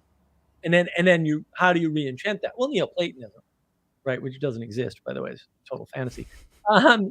So that's how you do it, right? That's actually what you do. And so when you see that, you can notice the materialism. I'm gonna do a video on the signs of materialism, like how you recognize it, right? And this is wrapped up in the age of gnosis. You can't have the age of gnosis without materialism, right? Because mastery of material requires propositional knowledge, right? It doesn't require biblical knowledge, right? It doesn't require knowing things through participation in them. It requires knowing things by naming them and thus controlling, right? Participation is not control. And that's why it's a healthier way to look at the world. It's like the president can be, basically kicked out of office. Like that can happen. I'm not saying it does, or it's common, or or he can be shot. Like that's happened. These are possibilities. Though that's a participation. We can argue about the legality or whatever else. These things happen though, and that's what you have to grapple with the world as it is. You can't grapple with the world as this smooth. People follow some set of rules and they're always followed. That's not the world we live in, and that's what materialists have a hard problem with. If you are having a problem dealing with the fact that there are outliers and that those outliers are not representative of the norm, right? Like some people take pot and it calms them down because they have an anxiety disorder. That's like 1% of the population, though, of pot takers, not 1% of the total population. 1% of the people who take pot have an anxiety disorder and they're self-medicating. Most people who smoke pot, they're just screwing up their lives. And we lose people to drugs. Stallion wants to do a video on that. Maybe we'll do a live stream on that. These are the people who died. They're all my friends. They all died. It's an old theme. It's an old theme. There's a screwed up life. Ardent life. In case anyone hasn't gotten the memo too, spiritualism of the late 18th to early 19th century is essentially materialism, or I would like to say hyper-materialism. So that's what I would describe. If you want an idea of what Gnosticism is in essentially a very codified form, it's hyper-materialism. It's trying to take something up or pull something down, but it's still in this sort of constant flux of lacking grounding. Yeah. Right. But it's the problem of wanting that certainty and wanting things to be nameable and therefore controllable in that naming. Right. Which is when you try to make the world work that way, like when you try to science the world, what happens is weird things emerge. Science. So, right. Well, that's what. So we can take the primary classic example of World War I, and I would argue there was no World War II. It's just one war with a big break in the middle. It's the best way to think about it, right? Let's suppose that you had this perfect certainty from, I don't know, Napoleon. See my talk with Adam on the French Revolution. You had this precision idea, this accurate and precision idea about how you could conduct a war and what the results of a well-conducted, accurate, precise war would look like. And suppose that in the early part of the war, with a few exceptions, you were fantastically successful with your accuracy and your precision. Napoleon was ridiculous. If you actually look at the battles, his early wins, you're like, nah, dude. Nah, that didn't happen. But it did. Like those numbers are really, it's actually a well-documented war. The Civil War might be the best documented war, but the first well-documented war is probably the Napoleonic campaigns. Yeah. Mainly because he brought people with him to document things. That's actually the birth of archaeology at the same time, oddly, right? This is all, it's accuracy and precision, and sciencing the world is all wrapped up. So let's suppose you continue that into this whole idea of mechanized warfare a la World War I. And then let's suppose something happens that in an accurate, precise, certain world cannot happen. Like you go out of the area of the trench that you're in to take a piss or whatever. And you come back and a shell has hit and wiped everybody out. And all your buddies are dead. What do you do? How do you integrate that in an accurate and precise world? Well, I'll tell you what happens, right? Then you become Hitler, right? Then you become the man with manifest death. That happened. This is a famous story, right? Of something that happened to Hitler. He got the idea from that event and other events, but that event in particular, that he was special and that he would lead Germany into victory, right? And fair enough, man. Like when you live in a sciencey world where science explains everything, and something like that happens where there's no reason for you to have been gone in that precise moment, you should have been there with your buddies. And you get the sense that because materialism doesn't work, you should have been there with your buddies. They were your buddies. These are the most important relationships that you have in the worst of times. Like, I'm sorry, but trench warfare is the worst of times. There are a couple of other contenders for worst of times, but we're splitting hairs at some point, right? Like at some point it's like, is that really that much worse than whatever? I don't know. I don't think so. Why would that in a rational world? That doesn't make any sense. So you have to transcend the rational and become super rational or hyper rational, whatever you want to call it, right? Or supernatural. Because the problem that the naturalists don't understand is that when you posit the natural without the spiritual, You don't actually understand the natural. You've created a fantasy. The natural world is not a mechanistic, calculable thing with accuracy and precision, right? It's not. It's a transformation, right? A continual potential that could manifest well or poorly. And all you need to do to understand this is get a garden. Get a garden, right? You cultivating a garden makes more beautiful flowers than if you just take the seeds and spread them out and hope the flowers grow. They might grow. They might grow 50% as well as they would if you cultivated them. They might grow 10% as well as, right? Like what you do matters. And when you don't have the sense for your relationship, your involvement in the transformation of the world around you, then we have a problem. Flattening of the world.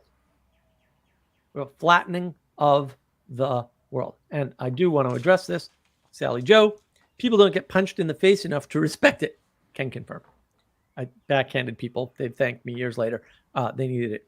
Just watched a painless face punching of no consequence on TV, right?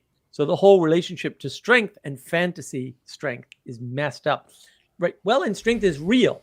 So what do you see? You see strength not going away.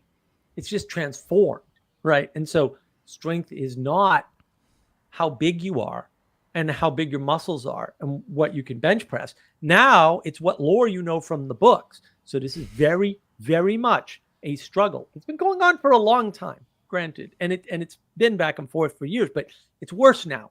It's way worse now. Post-Protestant Reformation. Sorry, Protestants. But it is what it is. Theosophy, by the way. This idea, whatever you want to call it, this idea that the powerful people are the ones with the gnosis, right? That's the age of gnosis, right? And not the people who can do the thing in the physical world and actually affect nature. That's the battle. And for years, we've just kind of assumed the meritocracy is garbage and bad and wrong framing. Right? If the meritocracy were real, I'd be in charge and you'd all be screwed. That's what would happen there, guys. I hate to break it to you.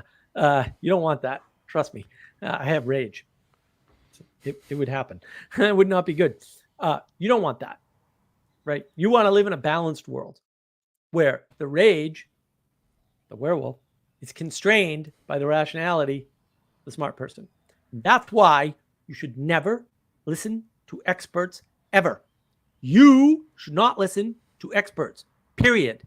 Leaders should listen to experts and then make choices about whether the experts are full of garbage or actually making a good and reasonable point that needs to be dealt with. They will do so imperfectly. So would you. So would anybody else you would choose, by the way. You do not solve the imperfection problem with more IQ points. And you also don't solve it with more life experience. I can argue that both would help. I don't even think that's right. I could make that argument work.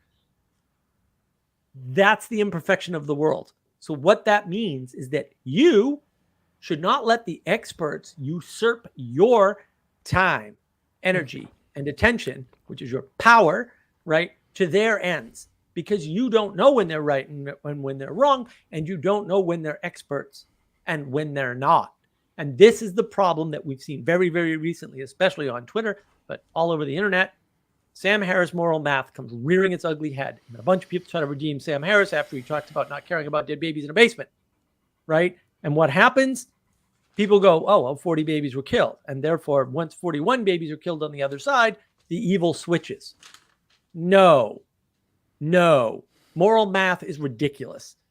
You know, oh, Sam Harris proved to us that Islam is evil and not Islam is better, right? And so he agrees with us, so we're going to redeem him, and who cares if he doesn't care about dead babies in a basement, which is ironic since it's 40 babies, and he didn't specify how many dead babies were in the basement.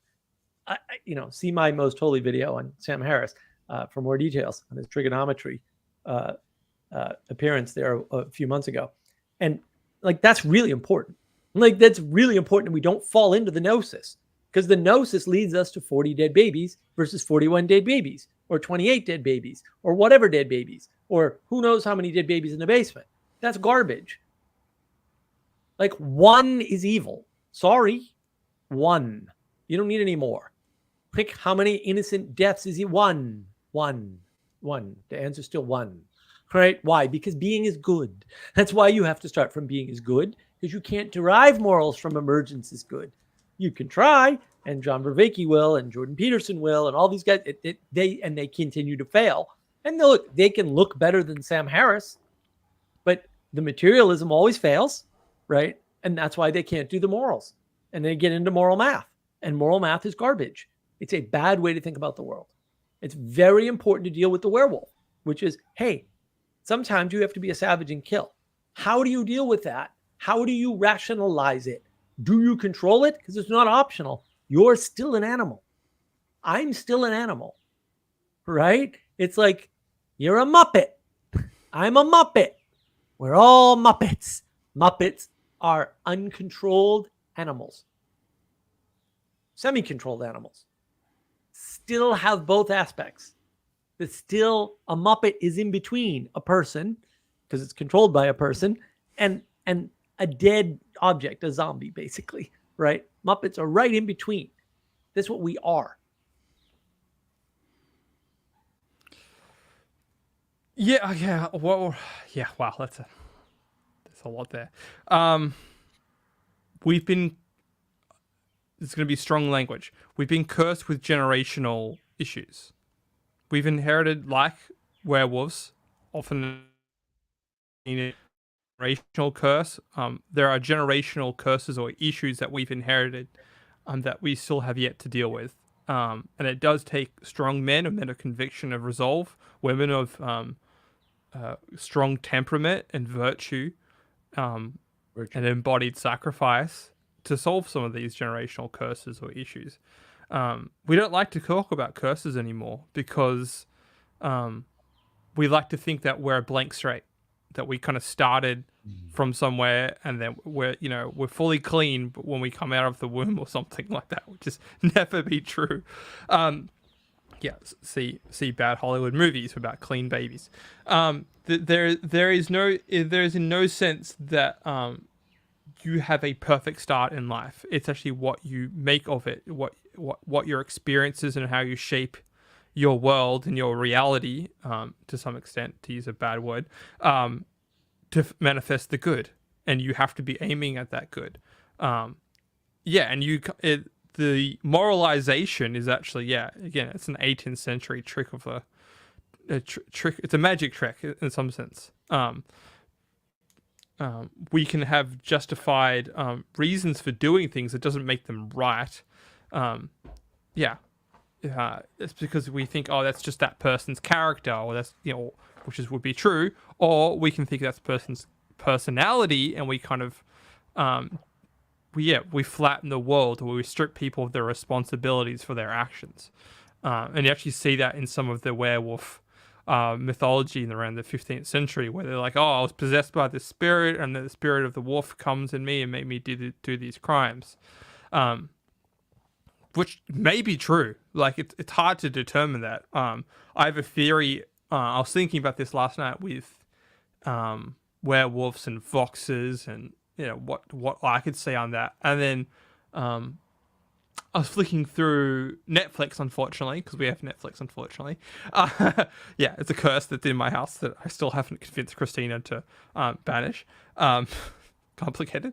But I started to notice a pattern that there are a lot of these spy, hitman, serial killer, embodied wolf movies. In fact, you could say it's one of the most popular archetypes within a movie, which is the lone gunman or the lone warrior or the ronin.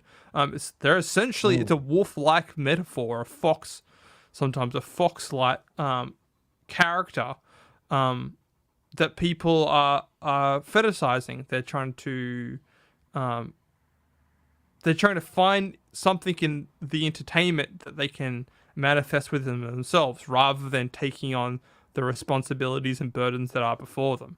Otherwise, why would you need entertainment for that? If you're already doing that, you wouldn't need to entertain that idea. Right. So, yeah. Well, entertainment is the things we're not dealing with. Right. right? They're the things we're not dealing with. They're not things that we know about. They're things we don't know about because we're not participating in with it properly. And confusing the metaphors or squishing them together is very much identity politics. Is this pattern of squishing the world, flattening the world. Identity. What's your identity? I don't have an identity, you freaking lunatic. Like, how would that be possible? Like, that doesn't even make any sense. And we that's a curse, right? We start from that point. It's like, you can't start from that point, you lunatic. That it's not a starting point. It doesn't make any sense that you have one identity. And when we squish the world, that's what we do. It's like, well, the hitman, the this, the that, right? It's all one thing. The hitman, werewolf, serial killer. Like, no, dude, those are separate for a reason, and they're important because they're not the same thing.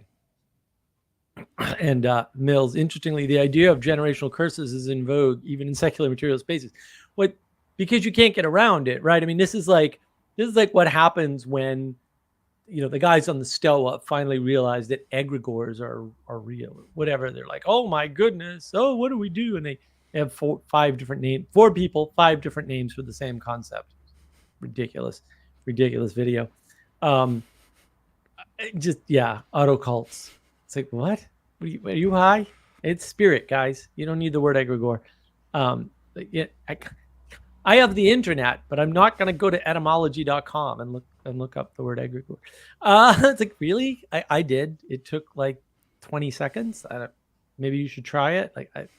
It's like the age of gnosis is ridiculously backwards. Everybody thinks they know stuff. I'm like, you didn't research this at all. Like, you just never. And we end up squishing everything down to what I know.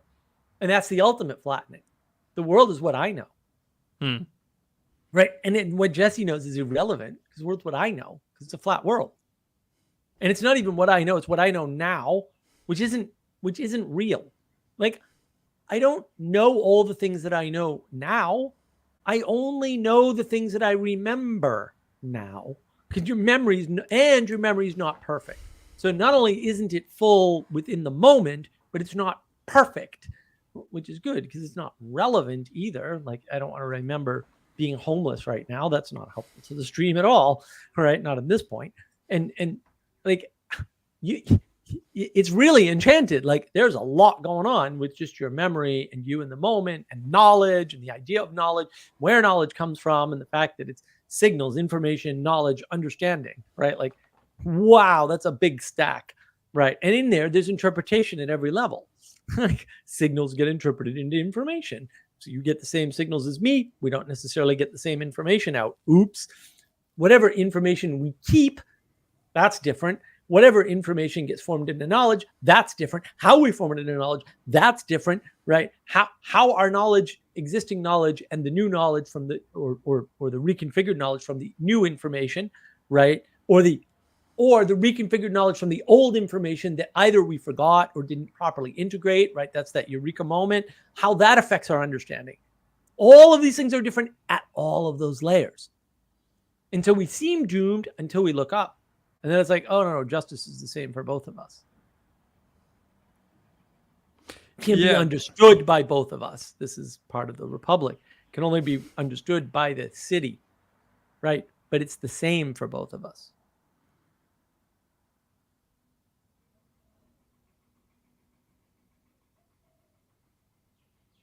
Mills, my grandpa used to say that it's not the first time it happened. It's the first time it happened to you. Yes. Excellent. Yeah, that's a great quote. Right. And a lot of things in life are like that. Yeah, depends. We could push the conversation a little bit further. The modern werewolf it's been associated with moon symbolism or with the night, which is actually not common. It's actually a very new encoding of the werewolf mythology, that werewolves coming out at night, or there's something to do with the moon that transforms them. It's interesting that encoding or that addition to the mythos is essentially the which is to say that you can only tap into this resource at certain times, and it's kind of right. Yeah, it's both a deification of the werewolf, and it's also a reducing of the potential that everyone has within inside them to find that inner It's strength. a grounding. It's a Yeah, grounding well, and a framing. yeah, Right. it's So definitely a you framing, yeah, transform from the lower creature to the higher for creature, sure. right? As the result of the interaction with the moon and the earth, roughly, right? Because you can't Yeah. be related to one thing. It's right. The two things are dependent on one another. Yeah, and obviously moon symbolism has a lot to do with femininity or the divine feminine and Cycles and change. cycles of change in time. Um, one of my notes here is the night is that space of transformation, and we have to go through these, as you were just talking about earlier, these Right. seasons of the sun is fully out, and then there's seasons where the sun is quite dim, and then things are kind of blurred, and those boundary lines are, and that's where you actually, I think, you see where I was trying to get to with my original proposition with this stream was that in the times of night you see the individuals or the characters of who they really are. Their character or their lack of character starts to fully come out because things are transforming, or there's that sort of transcendence from one sort of side of things to another. You see people's either true potential, or you see what how they're manifesting in the world, what their actions add up to. Which is not something to wish for or long for. Again, that's that sort of 80s spirit, which is because we've secularized the middle of society within Western culture, all that paganism, you could say for just a generic category, flooded in, and then we didn't know what to do with it. We didn't have that place to properly embody it because we had hollowed out that sense of potential as things were changing and manifesting. As we're going in from a season of light to a season of darkness. See Game of Thrones, winter is always coming. There's no getting around these harvest cycles, which obviously have to do with werewolves as well. Yeah, the cyclicality of the werewolf. Sally Joe, out of reach of the light, the enlightenment. Well, it's not. It's right. It's the light you can handle. So you're going to notice this theme too. I mean, the misframing of the symbolism of Plato's cave, which is everywhere. I'm going to do that video. Oh, it just every week you talk about it. It's like a Matrix stream. It's a stream that doesn't exist yet. It'll get there. It's a video that doesn't exist yet, like the stream that doesn't exist yet. The idea that you can't handle the light of the sun, but you can handle the reflected light of the sun from the moon. And that is what is transformative. You need that enlightenment. You can't have too much because it'll burn you. This is the theme in Icarus. Flies too close to the sun. Right? And it's funny. Well, there's lots of I was thinking about that today. It came up today. That there's so many themes in the story, the actual story of Icarus, because it's wrapped up in the story of the Minotaur and the maze, and and that's one of those things. Again, there's no a moral to a story. Stories don't have a moral. That's insane. Stories have lots of morals, right? They embody, because they're symbolic, they're poetic, right? There's the poetic way of informing the world. Fairy tales are poetic. Not that they're poetry. Poetry is one form of poetic information. There's lots of signals in there. There's lots of potential for information and knowledge in something like a myth, in something like a fairy tale, in something like a wisdom text. And you kind of know this, and wisdom is navigating those patterns, right, in the right way. Yeah, I think it's a shame that we've Protestants, that you killed animal symbolism, that you killed symbolism in general, but in particular animal symbolism, because it's the most easy to understand. To say that person is very fox-like, they're very cunning and they're deceptive, or that person is definitely a badger or a rabbit, etc., etc., etc. Because these are natural phenomena that you see in other people. I know it's a bit anthropomorphic, but it's the easiest way to encode poetry onto the natural world or onto reality without having to stretch too far into occult text. You can just say, oh, that that person is very much a lion. He goes around roaring everywhere, but it has no bite, for example. Right. But we've lost that poetic information. I was actually surprised this week when I did some home reading or research into the Iliad, and I thought the Iliad contained the Trojan horse because it's about Troy. So it's not. That's the Odyssey, and it's only one small thing in the Odyssey. The Odyssey is about many things, but like the Trojan horse is like that kind of happened. We decepted the Trojans, and that's we're moving on to other things. But in the popular mind, it's reduced down to this one symbol, and you lose all the complexity of the story and those many multiple meanings. It's just as much as to say to you read the Iliad and you think, oh, this is about battle scenes and this is about Achilles being the great man of history, and it's got nothing to do with that. It's this whole character study in it's about the gods and their character studies and how they affect humans, or the essences or whatever you want to call them. Right. So yeah, to engage in reality is to engage in multiple aspects of potential manifestation. You can't just if we live too much like this, we reduce reduce the possibility of being inspired by things, but also we reduce our own sense of comfort. Our sense of comfort just becomes this small, tiny little thing. Right.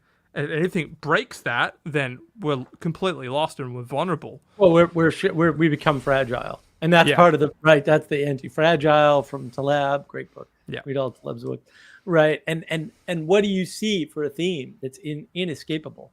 So even in the scientific frame, the animals come flooding back, right? There's the secret in Nim, right? But you can't get around the animals. You can't get around it. Watership Down, Charlotte's Web, right? All of these things, right, are right there. Rikki Tikki Tavi, my favorite, my absolute. Was it Zootopia? Just recently came out. It's huge. Well, that's what, but I don't like the new all the new of course. Right, but you see these deep animal themes. Wind in the Willows. Right? Wind in the Willows. Come on, guys. Wind in the Willows. Yeah, and it's all there. Like the animals don't go away; they come roaring back. Winnie the Pooh. It's like, right? And even like that struggle to re-enchant the world through the poetic. Alice in Wonderland. Oh, it's about drugs. Is it really now? I think it's more about poetic symbolism and trying to get the poetic back. And yeah, you can always claim drugs can do that for you, but they don't, right? Because I hung out with the hippies. 99.9% of the time, it did nothing but make them worse. Sorry, it's just like observable true. And you can go, well, in a lab setting, those numbers aren't too good either. And and in the age of gnosis, right? I had to do this on Twitter last week, actually. I was on my normal tirade of no, these you guys keep saying drugs are good, and the data doesn't show that. It shows the opposite. And somebody said, "Why are you saying this? You know you're wrong about this." And I said, I finally said, dude, I only know the research papers I've read. If you have a research paper that validates your claim, show it to me. Right? Now, the trick here is I've been saying this for decades. Bring me the data, right? 0 people have brought me the data. Very smart people, way smarter than I am. 0. Now, the problem is not that the data doesn't exist, although I suspect that's true. I can't prove it. I don't care. The problem is they came to their conclusion and they never had the data to back it up, ever. I came to my conclusion because I looked at the data. And so the age of gnosis doesn't work well for you if you're a poor researcher or you're lazy. And most people are, right? I mean, you got the phone, look up the etymology of egregore. You wouldn't use that word. You'd be smarter about it, I assure you. It's on and on. Look up the studies Peterson's talking about. Karen Wong did. I was too lazy to do that. She did it in one of my talks with her, and she pointed out, this paper does not paint the rosy picture that they would have you believe in these drug talks, and that's super important. That you kind of realize that And that's what the struggle with the werewolf tells you, is that you don't have enough knowledge, you don't have enough control until you have enough humility to admit you might be the werewolf. You might be a wolf. You might have a wolf-like aspect within you. Until that, the gnosis doesn't help you. Mills, what is most salient is the only thing that exists for the simple mind. Yeah, well, and what you attend to, because it's not, you can't reduce it. Mills, if we use stories to validate what we want to be true, there's only one interpretation. The postmoderns say no.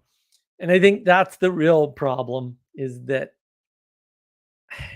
I do this to people all the time, right? I'm like, oh, you want to play the narrative game? Okay, well, I will win that every time. It's you can reliably win that game if you're good enough. You don't need to be all that good either. You can reliably win the game and be very bad at it. Actually, there's a couple tricks that postmodernism can't defend against because it's too open a system. Just because you made up a narrative doesn't mean you own the interpretation, which is what the postmoderns rely on, right? They rely on that, but it's not true under their own systems. You'd think they'd know better, and this is why I say Derrida's not very bright, Foucault's not very bright. You would think they could make the next logical leap and realize that their system is parasitic and doesn't hold, and that they just can't make any claims if what their initial claims are true. Also, it's obvious that their initial claims are stupid and untrue. But even if that wasn't obvious, and apparently a bunch of smart people don't think it's obvious, even though it really kind of is, you're not looking low enough, guys. It still doesn't work. And if you just play it through, you realize why it doesn't work. That's why I can reliably own your narrative. You can pick any narrative you want. I'll own you 6 Ways to Sunday. You'll have nothing to say about it. Nothing. And part of it is, and this is how Ben Shapiro wins his arguments sometimes, he gets there first. He thinks quickly. If you think fast enough, you're always going to win that game. But also, if you have more facts on hand than the other person, you're going to win that game. Also, if you know the pattern of postmodern interpretation, you'll always win the postmodern game. And all you have to do is outlast your opponent. It's really just endurance at some point. So, you don't own the narrative just because you made up the narrative. And like I said, that is actually the point of Foucault and Derrida. They're like, well, the author said this, that, and the other thing, and they didn't realize that this is Moby Dick is a treaty on feminism or whatever nonsense you want to interpret it as. And you can, like, it's you can. That's you can if you're smart enough, absolutely. But that's age of gnosis, like thinking you know better than the author what point they were trying to make, and whether or not that point was important. But no author thinks they're only making one point. Trust me, I know a lot of authors. None of them are that dumb. None of them. And that's really important to realize. Like, and that's also why the werewolf story is important, because again, it teaches us about the transformation, the multiple identity aspect of our existence, and how it's not one, and it's not two, and it's not three. It's more than all of that, and it's complicated, and it's complex, and it's rich and full of potential. The potential to use your base instincts to manifest the rational good.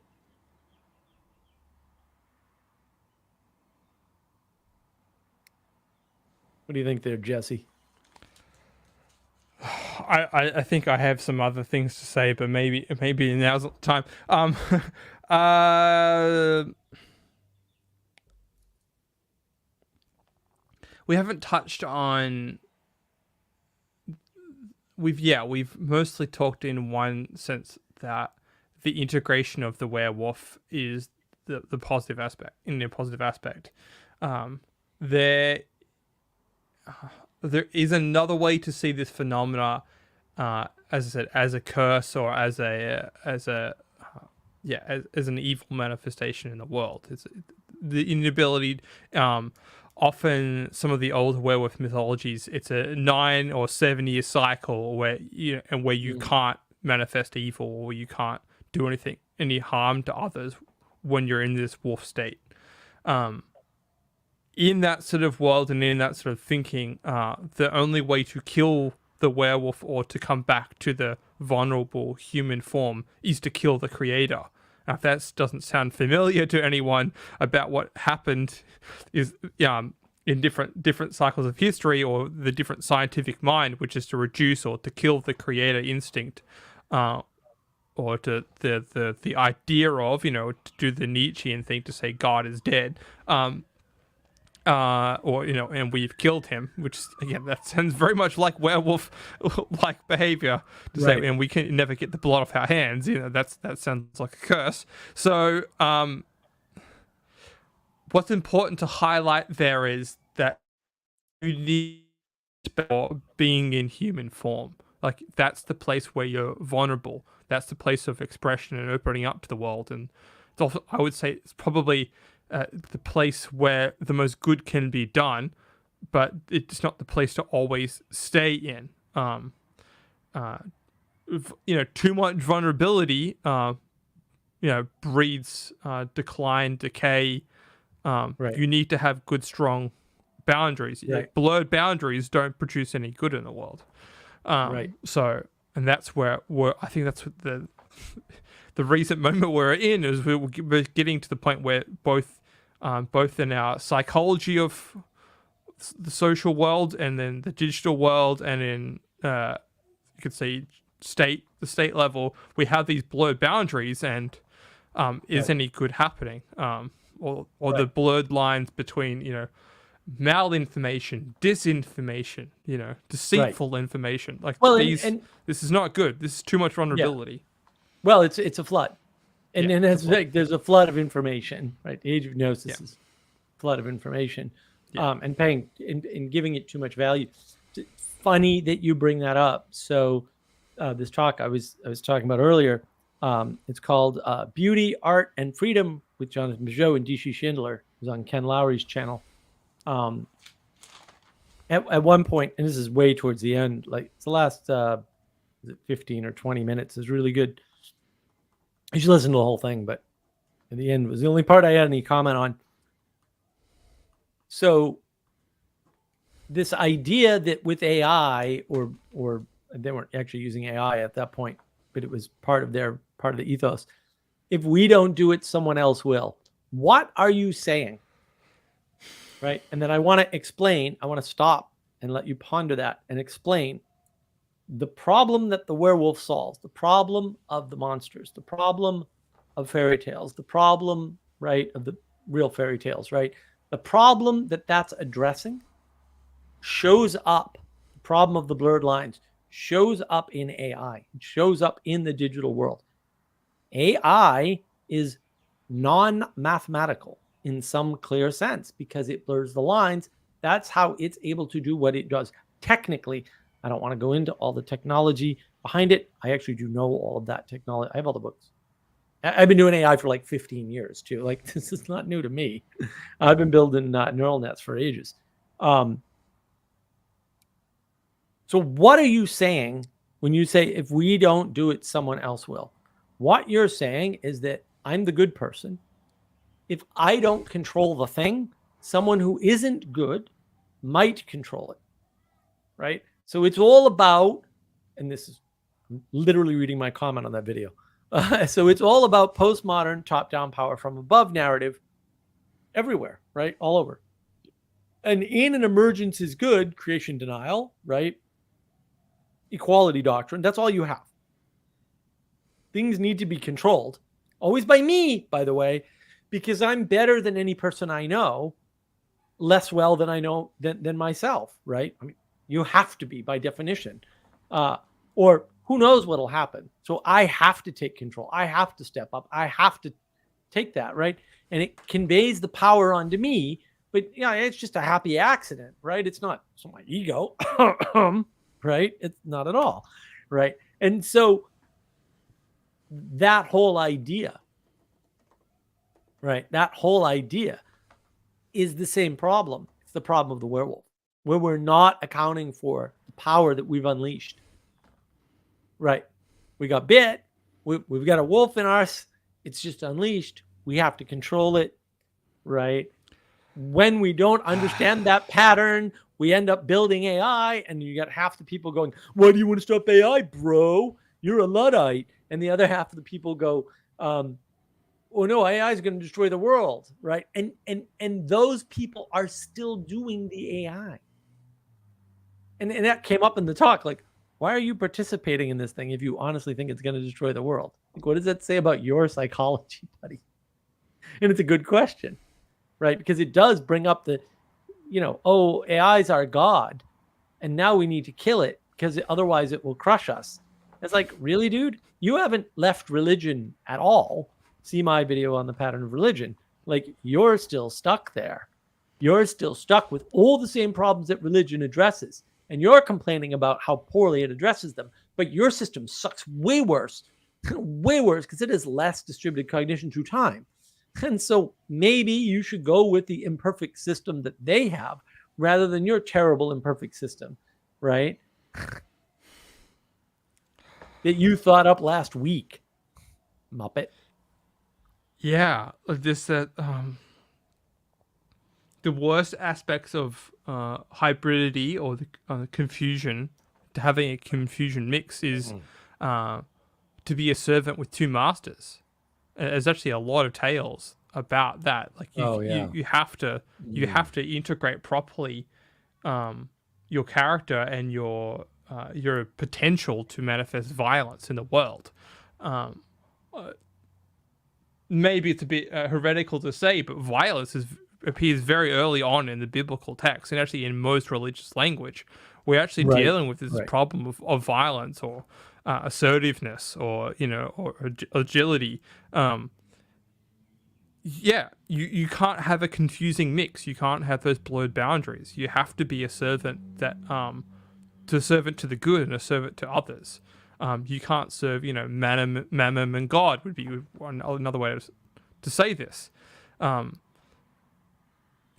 a serial killer. You can't participate in community while killing the community at the same time. Like, this is a confusing mix. Or we can't have AI being a net good for everyone because it's going to control the climate, and we'll just put up a bunch of satellites. It's going to help everything, and see stupid movies about that. Or at the same time, AI is going to trap us all in our homes and shut off all the power grids, and it's like, well, and you can't also participate in it and think it's going to destroy the world. Like, that's an invalid mode of participate. Like, you're confused by the flood of information and you don't know what to make of it.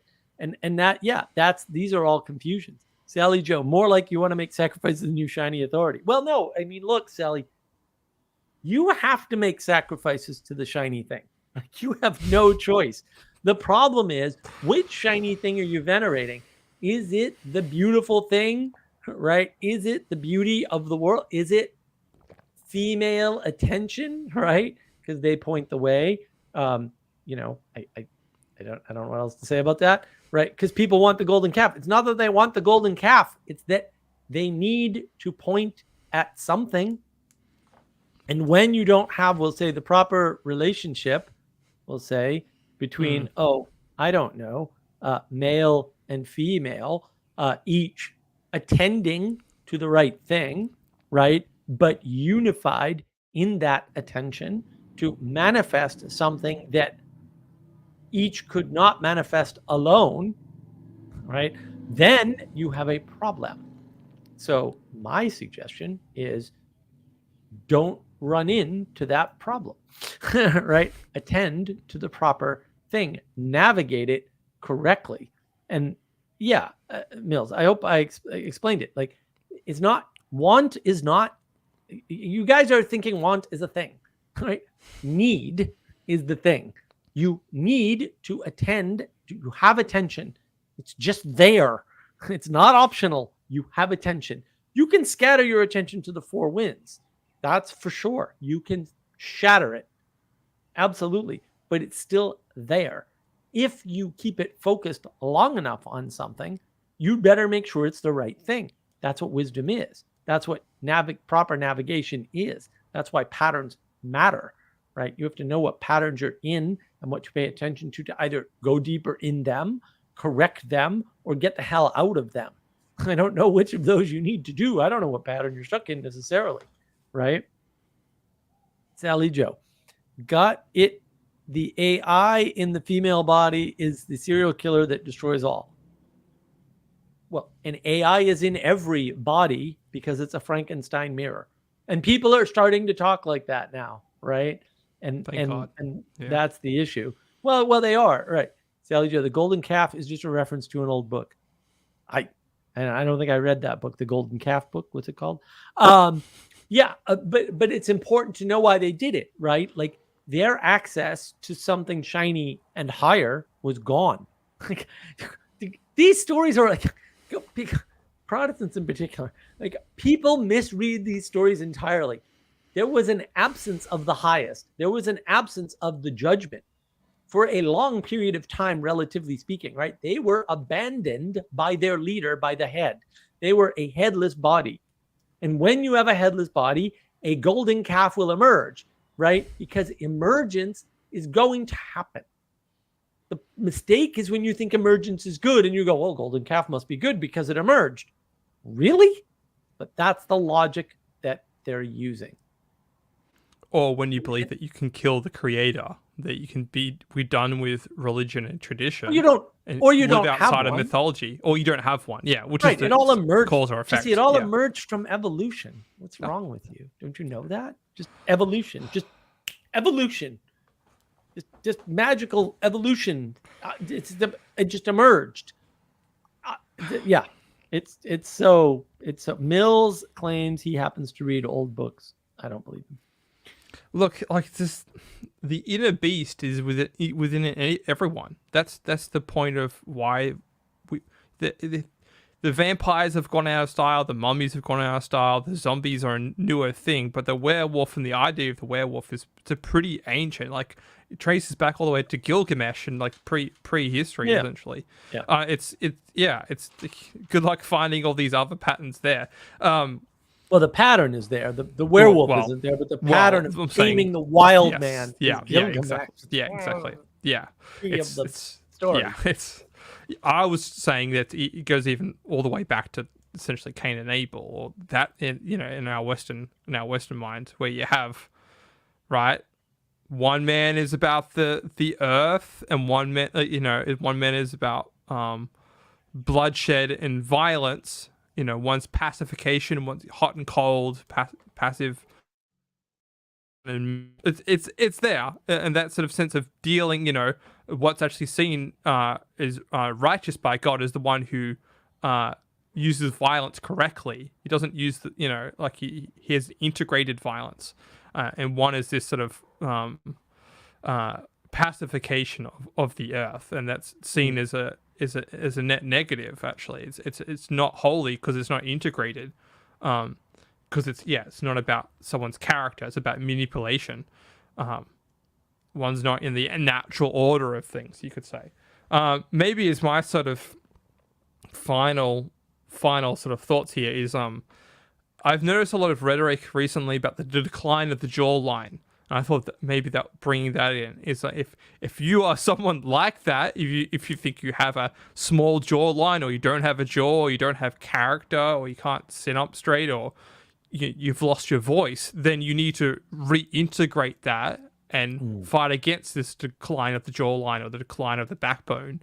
And you can do certain things in the world, becoming more and more holy, or possessing character traits that enable you to accomplish good in the world. Because the world, as you said, Mark, needs you to be better, or it needs you to be an example of the good, or of the virtuous, or of a man of resolve, to have the integrated violence within you, and not to take it out on yourself, like to integrate it essentially virtuously or wholly.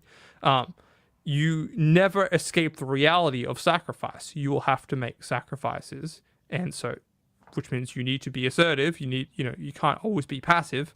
If you're not growing in skill or accomplishment, you're in decline. You will become zombie. You will become flat. You will essentially be cursed with anonymity, like you're unable to be an agent in the arena that you're in. So, don't fall prey to the decline of the jawline. Like, stand up straight. I think that's something that Peterson has lost amongst everything that he's lost. He's almost like he's a completely new personification on the internet. But if you would, read his own books, you'd probably find that he's missing the character traits of what people are looking up to him to, which is to be a man of great resolve in a time of crisis. And sadly, we don't see that sort of person anymore on a large scale. So we have to take on that aspect and become more holy. Well, I like that, the jawline, because the transformation of the jawline is in the werewolf. It's also in all the Chad images, right? It's very emphasized, even on the women, which I think is A, a mistake, but B, funny as hell.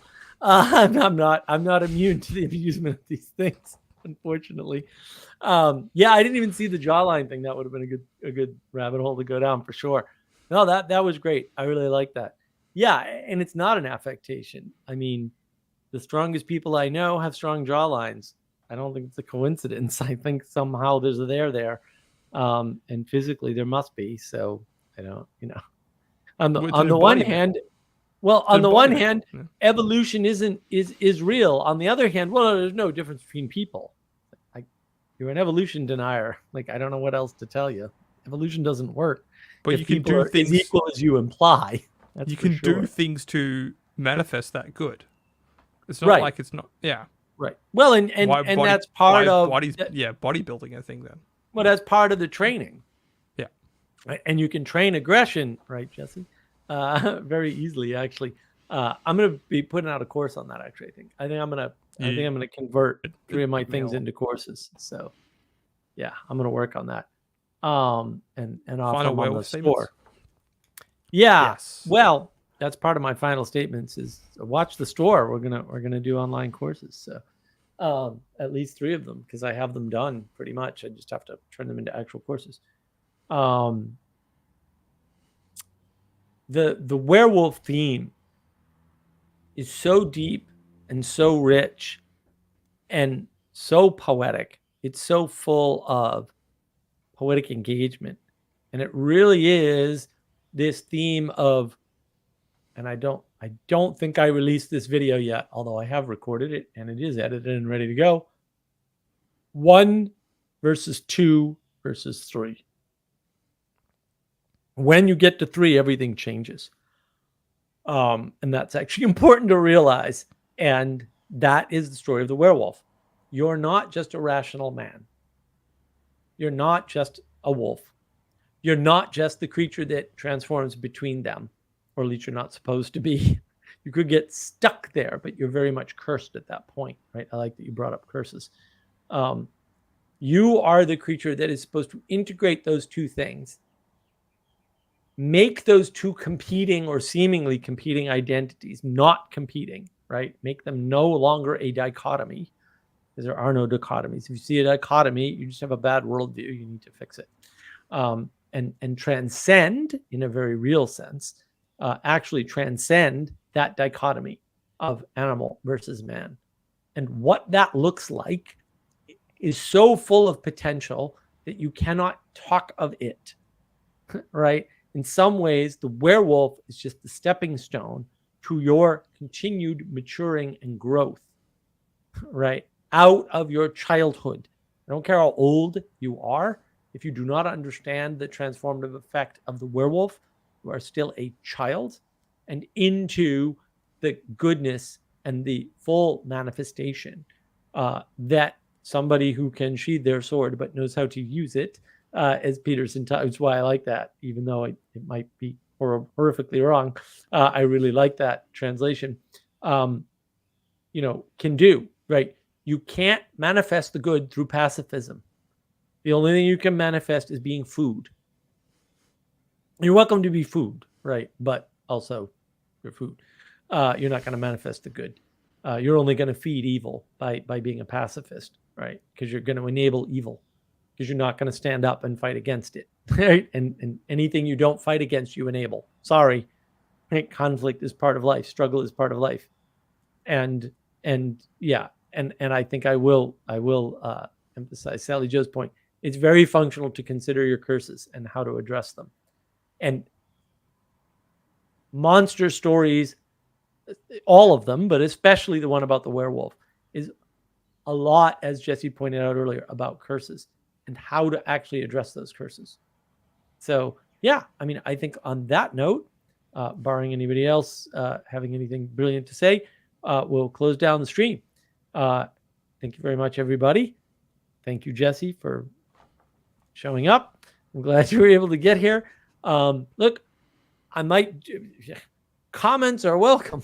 Live stream comments or comments after the videos published are totally welcome on theme ideas.